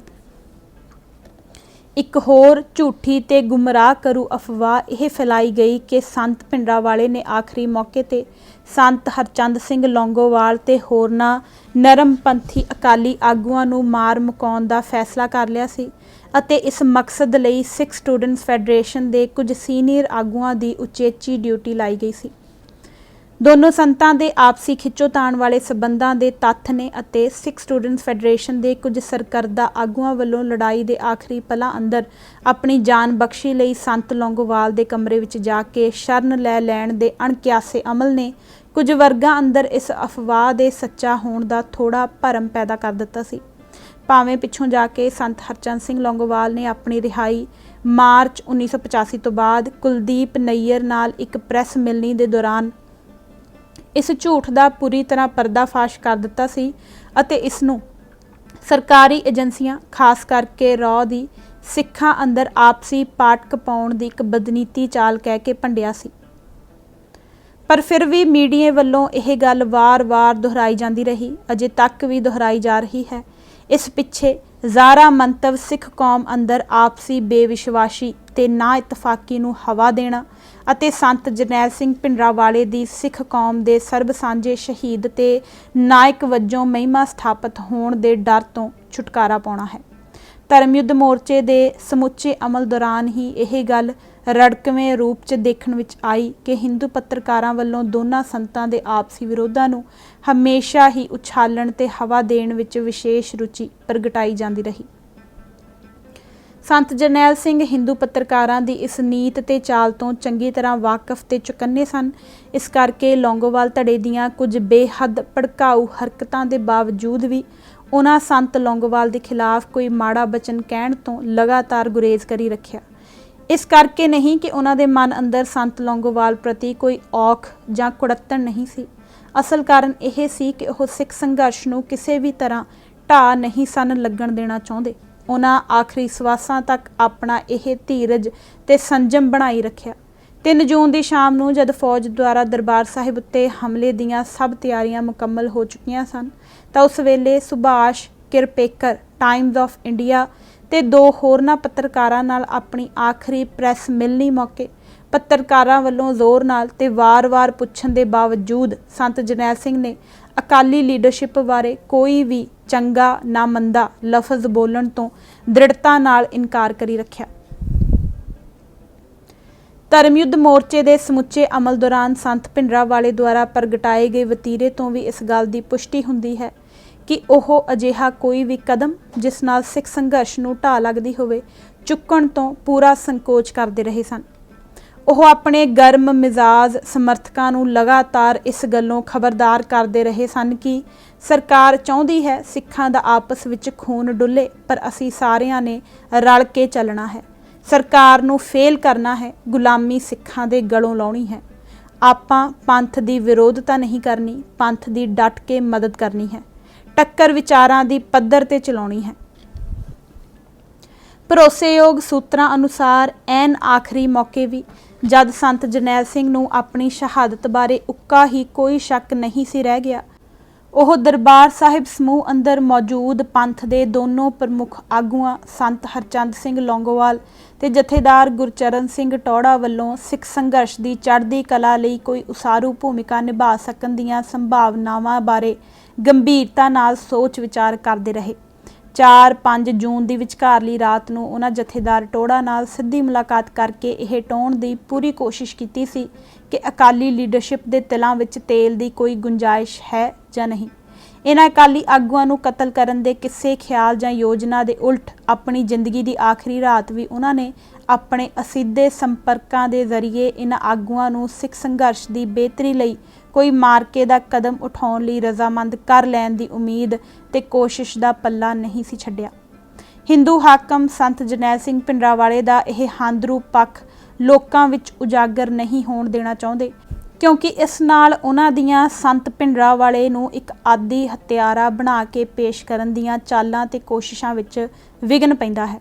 ਇਹਨਾਂ ਰਾਜਸੀ ਝੂਠਾਂ ਤੋਂ ਇਲਾਵਾ ਮੀਡੀਆ ਵੱਲੋਂ ਕੁਝ ਬਹੁਤ ਹੀ ਨੀਵੇਂ ਤੇ ਹੋਛੀ ਕਿਸਮ ਦੇ ਝੂਠ ਫੈਲਾਉਣ ਦੀਆਂ ਘਟੀਆਂ ਹਰਕਤਾਂ ਕੀਤੀਆਂ ਗਈਆਂ। 14 ਜੂਨ ਨੂੰ ਇੱਕ ਸਰਕਾਰੀ ਖਬਰ ਏਜੰਸੀ PTI ਨੇ ਇਹ ਖਬਰ ਨਸ਼ਰ ਕੀਤੀ ਕਿ ਫੌਜ ਨੂੰ ਦਰਬਾਰ ਸਾਹਿਬ ਅੰਦਰੋਂ ਤਲਾਸ਼ੀ ਦੌਰਾਨ ਵੱਡੀ ਮਾਤਰਾ 'ਚ ਨਸ਼ੀਲੇ ਪਦਾਰਥ ਤੇ ਨਿਰੋਧ ਆਦਿ ਮਿਲੇ ਸਨ। ਦੇਸ਼ ਦੇ ਵੱਡੇ ਛੋਟੇ ਸਭਨਾ ਹਿੰਦੂ ਅਖਬਾਰਾਂ ਨੇ ਇਸ ਖਬਰ ਨੂੰ ਮੁੱਖ ਪੰਨੇ ਤੇ ਸੁਰਖੀਆਂ ਲਾ ਕੇ ਛਾਪਿਆ। एक हफ्ते बाद जाके फौज ने इस खबर का खुद ही खंडन कर दिता, पर उन्हां ही अखबारां ने यह खंडन अंदरले पन्नियां ते जिन्ना हो सकिया पिचका के छापिया। फौरी प्रतिक्रम। संत जरनैल सिंह पिंडरावाले नूं सिख मन की डूंघी समझ सी। उसनूं यह पक्का भरोसा सी कि सिख पंथ दरबार साहिब उत्ते फौजी हमले नूं चुप करके बर्दाश्त नहीं करेगा। उसनूं खास करके पेंडू सिख जनता कोलों वड्डियां उम्मीदां सन। उसका विश्वास सी कि पेंडू सिख जनता दरबार साहिब उत्ते फौजी हमले की खबर सुणदियां ही तिखे रोह च आ जाएगी और आप मुहारे दरबार साहिब वल वहीरां घत लवेगी।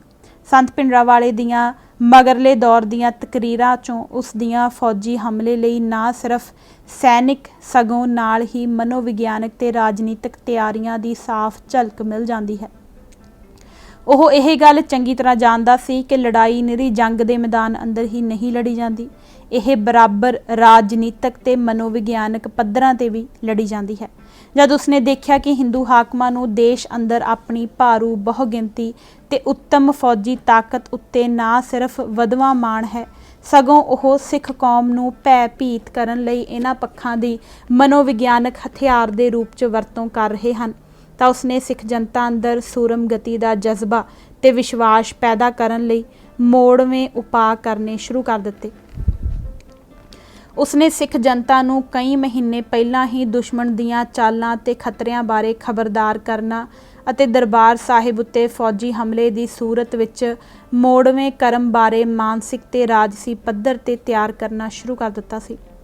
जिवें कि जिक्र हो चुका है, संत जरनैल सिंह ने अमल चों यह भांप लिया सी कि हिंदू हाकम होर किसी भी गल नालों वध पंजाब अंदर हिंदू वर्ग के कतलों की सब तो ज़्यादा चोभ मानते हैं। इस करके हिंदू वर्ग के कतलों की नीति का वर्जक दे रूप विच इस्तेमाल करन दी धारणा उन्हां दे मन नूं जच गई हुई सी। ओह यह महसूस करन लग पए सन कि फिरकू हाकमां दे वैशी जुल्मां तो बचन लई सिखां वल्लों बचाओ दे इस हथियार की वरतों करनी नैतिक दृष्टि तो अणउचित नहीं ठहराई जा सकती। उन्हां दरबार साहिब उत्ते फौजी हमले की सूरत विच इस स्वै रखिया दे हथियार नूं व्यापक पैमाने उत्ते वरतण दा मन बना लिया होया सी। उन्हां सिख संगतां नूं इस संबंधी अगाऊं ही संकेत ते निर्देश देने शुरू कर दिते हुए सन। उन्हां दा स्पष्ट आदेश सी कि दरबार साहिब उत्ते फौजी हमले की खबर सुन के अमृतसर वल वहीरां घत्तण की कोई लोड़ नहीं, बल्कि आपो अपनियां थावां ते निशाने मिथ के हमले करन तो नहीं उकणा। पर हकीकत विच दरबार साहिब उत्ते फौजी हमले उपरंत सिख जनता द्वारा आम रूप विच प्रगटाया गया प्रतिक्रम हकीकी अर्थां विच लिया संत पिंडरावाले दे इस आदेश के अनुसार ही नहीं सी। संत पिंडरावाले वल्लों लख मना करन दे बावजूद सिख जनता ने अमृतसर वल वहीरां घत्त लैण दे सुत्ते सिद्ध प्रतिक्रम नूं ही तरजीह दित्ती। दरबार साहिब की घेराबंदी की खबर सुनदियां ही अमृतसर के नेड़ले पिंडां चों सिख हज़ारां की गिनती विच इकट्ठे होने शुरू हो गए। करड़ियां सरकारी बंदिशां ते रोकां दे बावजूद कुछ थावां ते गोहलवड़, राजा सांसी, तरन ताਰਨ, अजनाला, नवां कोट आदि सिखां ने वड्डे काफले बना के अमृतसर वल वधन दीआं जोरदार कोशिशां कीतियां। अमृतसर तो दूर दुराडे थावां जिवें हरीके पत्तन, बटाला, गुरदासपुर आदि तो भी सिखां वल्लों आप मुहारे ही घरां चों निकल के पैदल ही अमृतसर वल चाले पा देण दीआं रिपोर्टां भी मिलियां हन। इन्हां काफलियां नूं डक्कण लई फौज ने ताकत की अन्नी वरतों की। कई थावां ते अन्नेवाह गोलियां चला के वड्डी गिणती च सिख हलाक कर दिते गए। कुछ थावां ते सिख काफलियां की निशानदेही करन लई हैलीकाप्टरां की वरतों की गई। अलग अलग थावां ते फौज की गोली नाल 100 तो उपर सिख हलाक हो गए अते सैकड़ियां की गिणती च जख्मी हो गए। यह गल पक्की है कि जेकर सरकारी इंतजाम इन्ने सख्त ना हुंदे तां यह प्रतिक्रम किते व्यापक पैमाने ते होना सी अते फौज लई सिख जनता दे रोह नूं डक के रख सकना नामुमकिन हो जाना सी। असल विच सरकार ने अजिहे प्रतिक्रम नूं पहलां ही ध्यान विच रखदियां होइयां अगाऊं ही करड़ियां पेशबंदियां कर रखियां होइयां सन। फौजी कार्रवाई का घेरा दरबार साहिब जां अमृतसर तक ही सीमित नहीं सी। पंजाब अंदर 70 तो वध गुरुद्वारियां जिन्हां चों 34 इतिहासक सन उत्ते अजिहा ही वैशी धावा बोलिया गया। पटियाला गुरुद्वारा दुख निवारण ਤੇ ਮੁਕਤਸਰ ਵਿਖੇ ਫੌਜੀ ਕਾਰਵਾਈ 'ਚ ਦਰਜਨਾਂ ਦੀ ਗਿਣਤੀ ਵਿੱਚ ਸਿੱਖਾਂ ਦਾ ਘਾਤ ਕਰ ਦਿੱਤਾ ਗਿਆ। ਇਕੱਲੇ ਗੁਰਦੁਆਰਾ ਦੁੱਖ ਨਿਵਾਰਨ ਸਾਹਿਬ ਅੰਦਰ ਹੀ 4 ਦਰਜਨ ਤੋਂ ਵੀ ਵੱਧ ਸਿੱਖ ਸ਼ਰਧਾਲੂ ਕਤਲ ਕਰ ਦਿੱਤੇ ਗਏ। ਪੰਜਾਬ 'ਚੋਂ ਹਜ਼ਾਰਾਂ ਦੀ ਗਿਣਤੀ ਵਿੱਚ ਸਿੱਖ, ਖਾਸ ਕਰਕੇ ਨੌਜਵਾਨ ਤੇ ਅੰਮ੍ਰਿਤਧਾਰੀ ਸਿੰਘ ਗ੍ਰਿਫਤਾਰ ਕਰ ਲਏ ਗਏ ਅਤੇ ਉਹਨਾਂ ਨੂੰ ਜਗ੍ਹਾ-ਜਗ੍ਹਾ ਖੋਲ੍ਹੇ ਤਸੀਹੇ ਕੇਂਦਰਾਂ 'ਚ ਲਿਜਾ ਕੇ ਅਣਮਨੁੱਖੀ ਤਸ਼ੱਦਦ ਦਾ ਸ਼ਿਕਾਰ ਬਣਾਇਆ ਗਿਆ। ਸਿੱਖ ਜਨਤਾ ਦੇ ਮਨਾਂ ਅੰਦਰ ਫੌਜੀ ਤਾਕਤ ਦਾ ਦਹਿਲ ਪੈਦਾ ਕਰਨ ਲਈ ਪਿੰਡਾਂ ਅੰਦਰ ਵੱਡੀ ਮਾਤਰਾ 'ਚ ਅਵਾਰਾ ਟੈਂਕ ਘੁਮਾਏ ਗਏ। ਦਰਬਾਰ ਸਾਹਿਬ ਉੱਤੇ ਫੌਜੀ ਹਮਲੇ ਦੇ ਜਵਾਬ ਵਿੱਚ ਭਾਰੀ ਯੁੱਧ ਨੀਤਕ ਅਹਿਮੀਅਤ ਵਾਲਾ ਇੱਕ ਪ੍ਰਤੀਕਰਮ ਇਹ ਹੋਇਆ ਕਿ ਕਈ ਫੌਜੀ ਕੇਂਦਰਾਂ ਵਿੱਚ ਸਿੱਖ ਜਵਾਨਾਂ ਨੇ ਖੁੱਲ੍ਹੀ ਬਗਾਵਤ ਕਰ ਦਿੱਤੀ ਅਤੇ ਦਰਬਾਰ ਸਾਹਿਬ ਦੀ ਰੱਖਿਆ ਕਰਨ ਲਈ ਅੰਮ੍ਰਿਤਸਰ ਵੱਲ ਕੂਚ ਕਰ ਦਿੱਤਾ। ਆਜ਼ਾਦ ਭਾਰਤ ਦੇ ਇਤਿਹਾਸ ਅੰਦਰ ਇਹ ਆਪਣੀ ਕਿਸਮ ਦੀ ਪਹਿਲੀ ਘਟਨਾ ਸੀ। ਰਾਜਸਥਾਨ ਦੇ ਗੰਗਾਨਗਰ ਜ਼ਿਲ੍ਹੇ 'ਚ ਲਾਲਗੜ੍ਹ ਛਾਉਣੀ ਤੋਂ 300 ਦੇ ਕਰੀਬ ਸਿੱਖ ਜਵਾਨ 13 ਫੌਜੀ ਟਰੱਕਾਂ ਤੇ ਸਵਾਰ ਹੋ ਕੇ ਅੰਮ੍ਰਿਤਸਰ ਵੱਲ ਰਵਾਨਾ ਹੋ ਤੁਰੇ। ਸਿੱਖ ਰੈਜੀਮੈਂਟ ਦੇ ਰਾਮਗੜ੍ਹ ਬਿਹਾਰ ਸਿਖਲਾਈ ਕੇਂਦਰ ਦੇ ਸਿੱਖ ਜਵਾਨਾਂ ਨੇ ਜਦ ਅਕਾਲ ਤਖਤ ਦੇ ਢੱਠ ਜਾਣ ਦੀ ਖਬਰ ਸੁਣੀ ਤਾਂ ਉਹ ਆਪਣੇ ਧਾਰਮਿਕ ਜਜ਼ਬਾਤਾਂ ਨੂੰ ਕਾਬੂ 'ਚ ਨਾ ਰੱਖ ਸਕੇ। 9 ਜੂਨ ਦੀ ਰਾਤ ਨੂੰ ਉਹਨਾਂ ਜਬਰੀ ਅਸਲਾਖਾਨਾ ਲੁੱਟ ਲਿਆ ਅਤੇ ਅਗਲੀ ਸਵੇਰ ਮੂੰਹ ਨੇਰੇ ਹੀ 1,500 ਦੇ ਕਰੀਬ ਸਿੱਖ ਰੰਗਰੂਟਾਂ ਨੇ ਟਰੱਕਾਂ, ਬੱਸਾਂ, ਜੀਪਾਂ, ਇੱਥੋਂ ਤੱਕ ਕਿ ਟਾਂਗਿਆਂ, ਰੇਹੜਿਆਂ ਤੇ ਸਵਾਰ ਹੋ ਕੇ ਅੰਮ੍ਰਿਤਸਰ ਵੱਲ ਕੂਚ ਕਰ ਦਿੱਤਾ। ਰੋਜ਼ ਆਏ ਇਹਨਾਂ ਸਿੱਖ ਜਵਾਨਾਂ ਨੇ ਉਹਨਾਂ ਨੂੰ ਰੋਕਣ ਦੀ ਕੋਸ਼ਿਸ਼ ਕਰ ਰਹੇ ਸਿੱਖ ਰੈਜੀਮੈਂਟ ਸੈਂਟਰ ਦੇ ਕਮਾਂਡੈਂਟ ਬ੍ਰਿਗੇਡੀਅਰ SC ਪੁਰੀ ਨੂੰ ਗੋਲੀਆਂ ਨਾਲ ਭੁੰਨ ਦਿੱਤਾ। ਇਸੇ ਤਰ੍ਹਾਂ ਪੂਨੇ ਤੋਂ ਵੀ 160 ਦੇ ਕਰੀਬ ਅਤੇ ਤ੍ਰਿਪੁਰਾ ਤੋਂ 200 ਸਿੱਖ ਜਵਾਨਾਂ ਨੇ ਬਗਾਵਤ ਦੇ ਝੰਡੇ ਬੁਲੰਦ ਕਰ ਦਿੱਤੇ। ਇਸ ਤੋਂ ਇਲਾਵਾ ਉੱਤਰ ਪ੍ਰਦੇਸ਼ ਤੇ ਪੱਛਮੀ ਬੰਗਾਲ ਦੀਆਂ ਕੁਝ ਛਾਉਣੀਆਂ ਅੰਦਰ ਵੀ ਬਗਾਵਤ ਦੀਆਂ ਅਸਫਲ ਕੋਸ਼ਿਸ਼ਾਂ ਕੀਤੀਆਂ ਗਈਆਂ। ਪਰ ਇਹ ਪ੍ਰਤੀਕਰਮ ਆਪ ਮੁਹਾਰਾ ਤੇ ਅਣਵਿਉਂਤਿਆਂ ਹੋਣ ਕਰਕੇ ਸਾਰੀਆਂ ਹੀ ਬਾਗੀ ਟੁਕੜੀਆਂ ਰਾਹਾਂ ਵਿੱਚ ਹੀ ਘਿਰ ਗਈਆਂ। ਇਹਨਾਂ ਧਰਮੀ ਫੌਜੀਆਂ 'ਚੋਂ ਕਈਆਂ ਦੀ ਪੁਲਿਸ ਜਾਂ ਫੌਜ ਦੀਆਂ ਗੋਲੀਆਂ ਨਾਲ ਮੌਤ ਹੋ ਗਈ ਅਤੇ ਬਾਕੀ ਦੇ ਅੱਡ-ਅੱਡ ਥਾਵਾਂ ਤੋਂ ਗ੍ਰਿਫਤਾਰ ਕਰ ਲਏ ਗਏ। ਧਾਰਮਿਕ ਜਜ਼ਬਾਤਾਂ ਵੱਸ ਬਗਾਵਤ ਕਰਨ ਵਾਲੇ ਇਹਨਾਂ ਧਰਮੀ ਸਿੱਖ ਜਵਾਨਾਂ ਉੱਤੇ ਰਾਜ ਵਿਰੁੱਧ ਜੰਗ ਛੇੜਨ ਦੇ ਮੁਕੱਦਮੇ ਦਾਇਰ ਕੀਤੇ ਗਏ ਅਤੇ ਸਖਤ ਸਜ਼ਾਵਾਂ ਸੁਣਾਈਆਂ ਗਈਆਂ। ਸਰਕਾਰੀ ਅੰਕੜਿਆਂ ਮੁਤਾਬਕ 2,750 ਸਿੱਖ ਜਵਾਨਾਂ ਨੇ, ਪਰ ਗੈਰ ਸਰਕਾਰੀ ਰਿਪੋਰਟਾਂ ਅਨੁਸਾਰ 8,000 ਦੇ ਕਰੀਬ ਸਿੱਖ ਜਵਾਨਾਂ ਨੇ ਇਸ ਬਗਾਵਤ ਵਿੱਚ ਸਿੱਧੀ ਸ਼ਿਰਕਤ ਕੀਤੀ। ਸਰਕਾਰੀ ਪੱਖ ਮੁਤਾਬਕ ਇਹਨਾਂ 'ਚੋਂ 67 ਸਿੱਖ ਜਵਾਨ ਗੋਲੀਆਂ ਨਾਲ ਮਾਰ ਦਿੱਤੇ ਗਏ ਅਤੇ 30 ਦੇ ਕਰੀਬ ਲਾਪਤਾ ਕਰਾਰ ਦੇ ਦਿੱਤੇ ਗਏ। ਇਸ ਮਾਮਲੇ 'ਚ ਅਹਿਮ ਗੱਲ ਇਹ ਦੇਖਣ ਵਿੱਚ ਆਈ ਕਿ ਬਗਾਵਤ ਕਰਕੇ ਤੁਰੇ ਸਿੱਖ ਜਵਾਨਾਂ ਨੇ ਭਾਰੀ ਅਸਲੇ ਦੇ ਬਾਵਜੂਦ ਰਾਹ ਵਿੱਚ ਕਿਸੇ ਵੀ ਜਗ੍ਹਾ ਕਿਸੇ ਹਿੰਦੂ ਉੱਤੇ ਹਮਲਾ ਨਹੀਂ ਕੀਤਾ। ਇਹ ਜਵਾਨ ਮੁੱਖ ਤੌਰ ਤੇ ਪੰਜਾਬ ਦੇ ਪੇਂਡੂ ਸਿੱਖ ਪਰਿਵਾਰਾਂ ਨਾਲ ਸੰਬੰਧ ਰੱਖਦੇ ਸਨ। ਇਸ ਕਰਕੇ ਪੰਜਾਬ ਦੀ ਪੇਂਡੂ ਸਿੱਖ ਜਨਤਾ ਵਾਂਗ ਹੀ ਉਹਨਾਂ ਦਾ ਮੁਕਾਮ ਵੀ ਦਰਬਾਰ ਸਾਹਿਬ ਅੰਮ੍ਰਿਤਸਰ ਹੀ ਸੀ।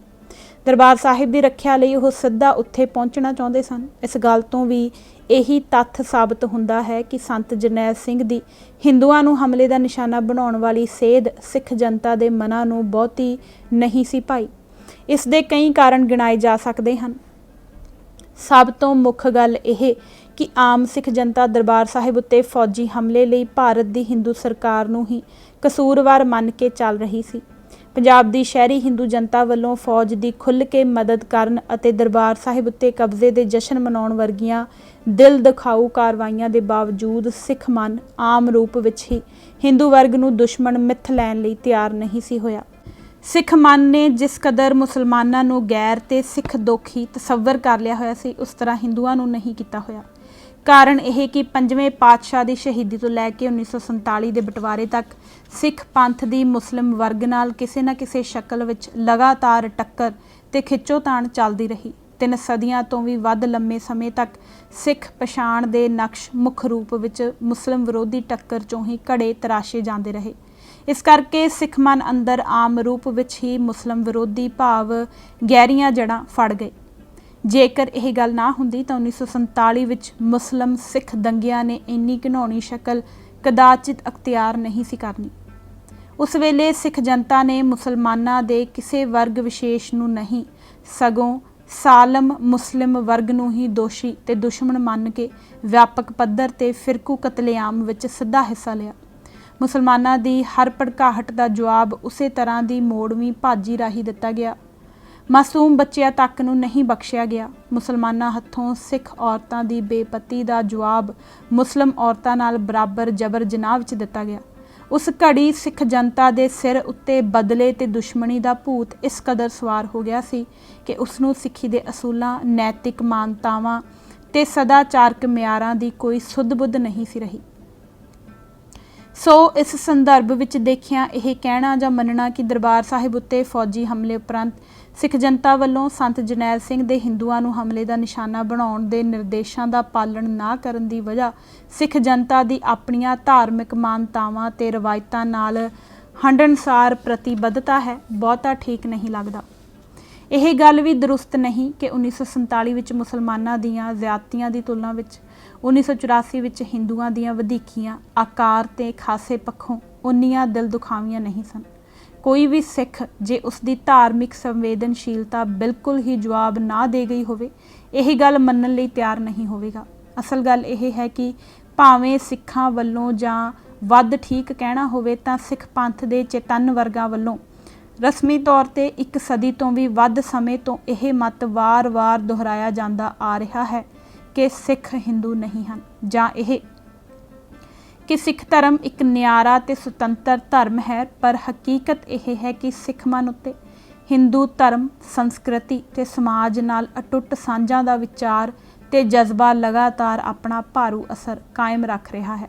ਇਸ ਕਰਕੇ ਆਮ ਸਿੱਖ ਜਨਤਾ ਜਿੰਨੀ ਮੁਸਲਮਾਨਾਂ ਨਾਲੋਂ ਨਿਖੇੜੇ ਬਾਰੇ ਸਪਸ਼ਟ ਤੇ ਇੱਕਚਿੱਤ ਹੈ, ਉਹ ਹਿੰਦੂਆਂ ਦੇ ਮਾਮਲੇ 'ਚ ਉਨੀ ਹੀ ਘਚੋਲੇ ਤੇ ਦੋ ਚਿੱਤੀ 'ਚ ਗਰਸੀ ਹੋਈ ਹੈ। ਸਿੰਘ ਸਭਾ ਲਹਿਰ ਸਿੱਖ ਪੰਥ ਦੇ ਸਿਰਫ ਛੋਟੇ ਜਿਹੇ ਬੌਧਿਕ ਵਰਗ ਦੇ ਅੰਦਰ ਹੀ ਨਵੀਂ ਚੇਤਨਾ ਦੀ ਜਾਗ ਪੈਦਾ ਕਰਨ 'ਚ ਸਫਲ ਹੋ ਸਕੀ ਹੈ।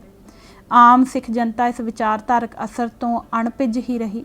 ਉਸ ਤੋਂ ਬਾਅਦ ਸਿੱਖ ਲੀਡਰਸ਼ਿਪ ਨੂੰ ਜੇਕਰ ਕਦੇ ਹਿੰਦੂ ਆਗੂਆਂ ਜਾਂ ਹਾਕਮਾਂ ਦੀਆਂ ਵਧੀਕੀਆਂ ਤੇ ਬੇਇਨਸਾਫੀਆਂ ਵਿਰੁੱਧ ਸੰਘਰਸ਼ ਵੀ ਕਰਨਾ ਪਿਆ ਤਾਂ ਉਹ ਉਸ ਨਾਲੋਂ ਵੀ ਦੂਣੇ ਜ਼ੋਰ ਤੇ ਜੋਸ਼ ਨਾਲ ਹਿੰਦੂ ਸਿੱਖ ਏਕਤਾ ਦਾ ਨਾਅਰਾ ਲਾਉਣ ਤੋਂ ਨਹੀਂ ਖੁੰਝੀ। ਸੰਤ ਜਰਨੈਲ ਸਿੰਘ ਭਿੰਡਰਾਂਵਾਲੇ ਦੇ ਰਾਜਸੀ ਦ੍ਰਿਸ਼ ਤੇ ਉੱਭਰ ਆਉਣ ਤੱਕ ਇਹ ਸਿਲਸਿਲਾ ਦਹਾਕਿਆਂ ਬੱਧੀ ਲਗਾਤਾਰ ਚੱਲਦਾ ਰਿਹਾ। ਇਸ ਨੇ ਸਿੱਖ ਚੇਤਨਾ ਉੱਤੇ ਆਪਣੇ ਬਹੁਤ ਹੀ ਗੂੜੇ ਤੇ ਚੀੜੇ ਨਿਸ਼ਾਨ ਛੱਡ ਦਿੱਤੇ ਹੋਏ ਸਨ। ਸੋ ਇਸ ਵਜ੍ਹਾ ਕਰਕੇ ਚਿਰਾਂ ਤੋਂ ਵਗਦੇ ਆ ਰਹੇ ਇਸ ਵਿਚਾਰਧਾਰਕ ਵਹਿਣ ਦਾ ਮੂੰਹ ਇੱਕਦਮ ਉਲਟੀ ਦਿਸ਼ਾ 'ਚ ਭੁਆ ਦੇਣਾ ਇੰਨਾ ਸੌਖਾ ਨਹੀਂ ਸੀ। ਬਹੁਤ ਸਾਰੀਆਂ ਘਟਨਾਵਾਂ ਸਨ ਜਿਨ੍ਹਾਂ ਨੇ ਸਿੱਖਾਂ ਦੇ ਮਨਾਂ ਅੰਦਰ ਹਿੰਦੂਆਂ ਪ੍ਰਤੀ ਰੰਜਿਸ਼ ਜ਼ਰੂਰ ਪੈਦਾ ਕੀਤੀ, ਪਰ ਇਹ ਜ਼ਿਆਦਾ ਕਰਕੇ ਵਕਤੀ ਤੇ ਕੱਚਾ ਉਬਾਲ ਹੀ ਸੀ। ਇਸ ਨਾਲ ਸਿੱਖ ਚੇਤਨਾ ਅੰਦਰ ਪੱਕਾ ਤੇ ਹੰਢਣਸਾਰ ਬਦਲਾਅ ਨਹੀਂ ਆਇਆ। ਆਮ ਸਿੱਖ ਜਨਤਾ ਨੇ ਸਮੇਤ ਬੌਧਿਕ ਸਿੱਖ ਵਰਗ ਦੇ ਸੰਤ ਭਿੰਡਰਾਂਵਾਲੇ ਦੇ ਇਸ ਨਿਰਦੇਸ਼ ਨੂੰ ਵੱਧ ਨੈਤਿਕ ਦ੍ਰਿਸ਼ਟੀ ਤੋਂ ਹੀ ਦੇਖਿਆ। ਇਸ ਦੀ ਰਾਜਨੀਤਿਕ ਵਿਆਕਰਣ ਉਹਨਾਂ ਦੇ ਗੇੜ ਵਿੱਚ ਨਹੀਂ ਆਈ। ਵੈਸੇ ਬਾਅਦ ਵਿੱਚ ਜਾ ਕੇ ਜਦ ਇੰਦਰਾ ਗਾਂਧੀ ਦੇ ਕਤਲ ਉਪਰੰਤ ਹਿੰਸਕ ਹਿੰਦੂ ਭੀੜਾਂ ਵੱਲੋਂ ਦਿੱਲੀ ਤੇ ਹੋਰਨਾਂ ਸ਼ਹਿਰਾਂ ਅੰਦਰ ਸਿੱਖ ਭਾਈਚਾਰੇ ਦਾ ਵਿਆਪਕ ਪੱਧਰ ਤੇ ਕਤਲੇਆਮ ਰਚਿਆ ਜਾ ਚੁੱਕਾ ਸੀ ਅਤੇ ਪੰਜਾਬ ਅੰਦਰ ਸਿੱਖਾਂ ਉੱਤੇ ਹਕੂਮਤੀ ਜ਼ਬਰ ਸਾਰੇ ਹੱਦਾਂ ਬੰਨੇ ਟੱਪ ਗਿਆ ਸੀ, ਉਦੋਂ ਵੀ ਸਿੱਖ ਖਾੜਕੂਆਂ ਵੱਲੋਂ ਕਰੋਧ ਤੇ ਬਦਲੇ ਦੀ ਭਾਵਨਾ ਨਾਲ ਆਮ ਰੂਪ ਵਿੱਚ ਹਿੰਦੂ ਵਰਗ ਨੂੰ ਹਮਲੇ ਦਾ ਨਿਸ਼ਾਨਾ ਬਣਾਉਣ ਦੀ ਰਣਨੀਤੀ ਨੂੰ ਨਾ ਸਿਰਫ ਹਿੰਦੂ ਹਾਕਮਾਂ ਨੇ ਬਹੁਤਾ ਨਹੀਂ ਗੌਲਿਆ, ਸਗੋਂ ਸਿੱਖ ਭਾਈਚਾਰੇ ਨੇ ਵੀ ਇਸ ਨੂੰ ਕੋਈ ਬਹੁਤਾ ਪਸੰਦ ਨਹੀਂ ਕੀਤਾ, ਜਿਸ ਨਾਲ ਇਸ ਰਣਨੀਤੀ ਦੀ ਨਿਰਾਰਥਕਤਾ ਉਗੜ ਕੇ ਸਾਹਮਣੇ ਆ ਗਈ। ਦੂਰ ਰਸ ਸਿੱਟੇ। ਸੰਤ ਜਰਨੈਲ ਸਿੰਘ ਨੇ ਜੋ ਅਤੇ ਜਿਵੇਂ ਚਾਹਿਆ ਸੀ, ਭਾਵੇਂ ਐਨ ਉਸੇ ਤਰ੍ਹਾਂ ਦਾ ਤਾਂ ਕੁਝ ਨਾ ਵਾਪਰਿਆ, ਪਰ ਫਿਰ ਵੀ ਪੰਜਾਬ ਦੀ ਜਾਂ ਇਹ ਕਹਿ ਲਵੋ ਕਿ ਦੇਸ਼ ਦੀ ਹੀ ਸਮਾਜੀ ਰਾਜਨੀਤਿਕ ਸਥਿਤੀ ਅੰਦਰ ਇੱਕ ਵੱਡੀ ਤੇ ਸੀਮਤ ਅਰਥਾਂ ਵਿੱਚ ਸਿਫਤੀ ਤਬਦੀਲੀ ਜ਼ਰੂਰ ਵਾਪਰ ਗਈ। ਦਰਬਾਰ ਸਾਹਿਬ ਉੱਤੇ ਫੌਜੀ ਹਮਲੇ ਦੇ ਨਤੀਜੇ ਵਜੋਂ ਇਤਿਹਾਸ ਅੰਦਰ ਪਹਿਲੀ ਵਾਰ ਹਿੰਦੂਆਂ ਤੇ ਸਿੱਖਾਂ ਵਿਚਕਾਰ ਵਿਰੋਧ ਤੇ ਨਿਖੇੜੇ ਦੀ ਇੱਕ ਗੂੜੀ ਲੀਕ ਵਾਹੀ ਗਈ। ਭਾਵੇਂ ਸਿੱਖਾਂ ਨੇ ਹਿੰਦੂਆਂ ਉੱਤੇ ਹਿੰਸਕ ਹਮਲੇ ਕਰਨ ਤੋਂ ਤਾਂ ਸੰਕੋਚ ਕਰੀ ਰੱਖਿਆ, ਪਰ ਉਹਨਾਂ ਦੇ ਮਨਾਂ ਅੰਦਰ ਹਿੰਦੂ ਵਰਗ ਪ੍ਰਤੀ ਰੋਸ ਤੇ ਗੁੱਸੇ ਦੀਆਂ ਤੀਬਰ ਭਾਵਨਾਵਾਂ ਜ਼ਰੂਰ ਪੈਦਾ ਹੋ ਗਈਆਂ। ਇਸ ਤੱਥ ਨੂੰ ਲਗਭਗ ਹਰ ਲੇਖਕ ਤੇ ਟਿੱਪਣੀਕਾਰ ਨੇ ਨਿਝੱਕ ਰੂਪ ਵਿੱਚ ਮੰਨਿਆ।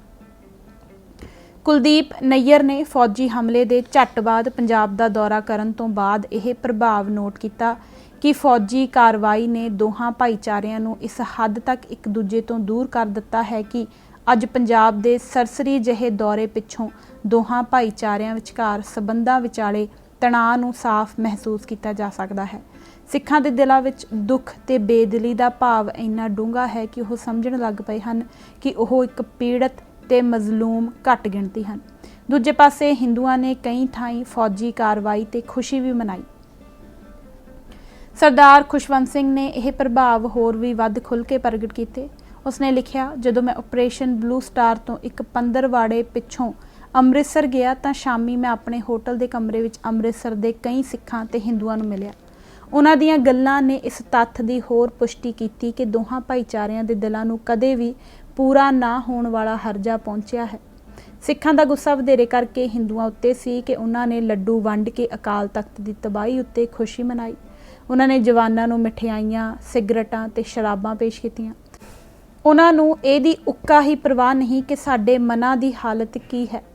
ਮੋਟਰ ਸਪੇਅਰ ਪਾਰਟਸ ਤਿਆਰ ਕਰਨ ਵਾਲੇ ਇੱਕ ਸਿੱਖ ਵਪਾਰੀ ਨੇ ਫੌਜੀ ਹਮਲੇ ਪਿੱਛੋਂ ਆਪਣੀ ਦਰਬਾਰ ਸਾਹਿਬ ਦੀ ਪਹਿਲੀ ਫੇਰੀ ਬਾਰੇ ਇਹ ਗੱਲ ਦੱਸੀ ਕਿ ਅਸੀਂ ਹਾਲ ਬਾਜ਼ਾਰ ਚੋਂ ਦੀ ਲੰਘ ਰਹੇ ਸਾਂ ਜਦੋਂ ਇੱਕ ਹਿੰਦੂ ਦੁਕਾਨਦਾਰ ਨੇ ਸਿਗਰਟਾਂ ਦੀ ਇੱਕ ਡੱਬੀ ਸਾਡੇ ਸਿਰਾਂ ਉੱਤੋਂ ਦੀ ਬਾਜ਼ਾਰ ਦੇ ਦੂਜੇ ਪਾਸੇ ਆਪਣੇ ਮਿੱਤਰ ਵੱਲ ਸੁੱਟੀ ਤੇ ਉੱਚੀ ਬੋਲ ਕੇ ਆਖਿਆ, ਇਹ ਸਿਗਰਟਾਂ ਦਾ ਨਵਾਂ ਬ੍ਰਾਂਡ ਹੈ, ਭਿੰਡਰਾਂ ਵਾਲਾ ਮਾਰਕਾ।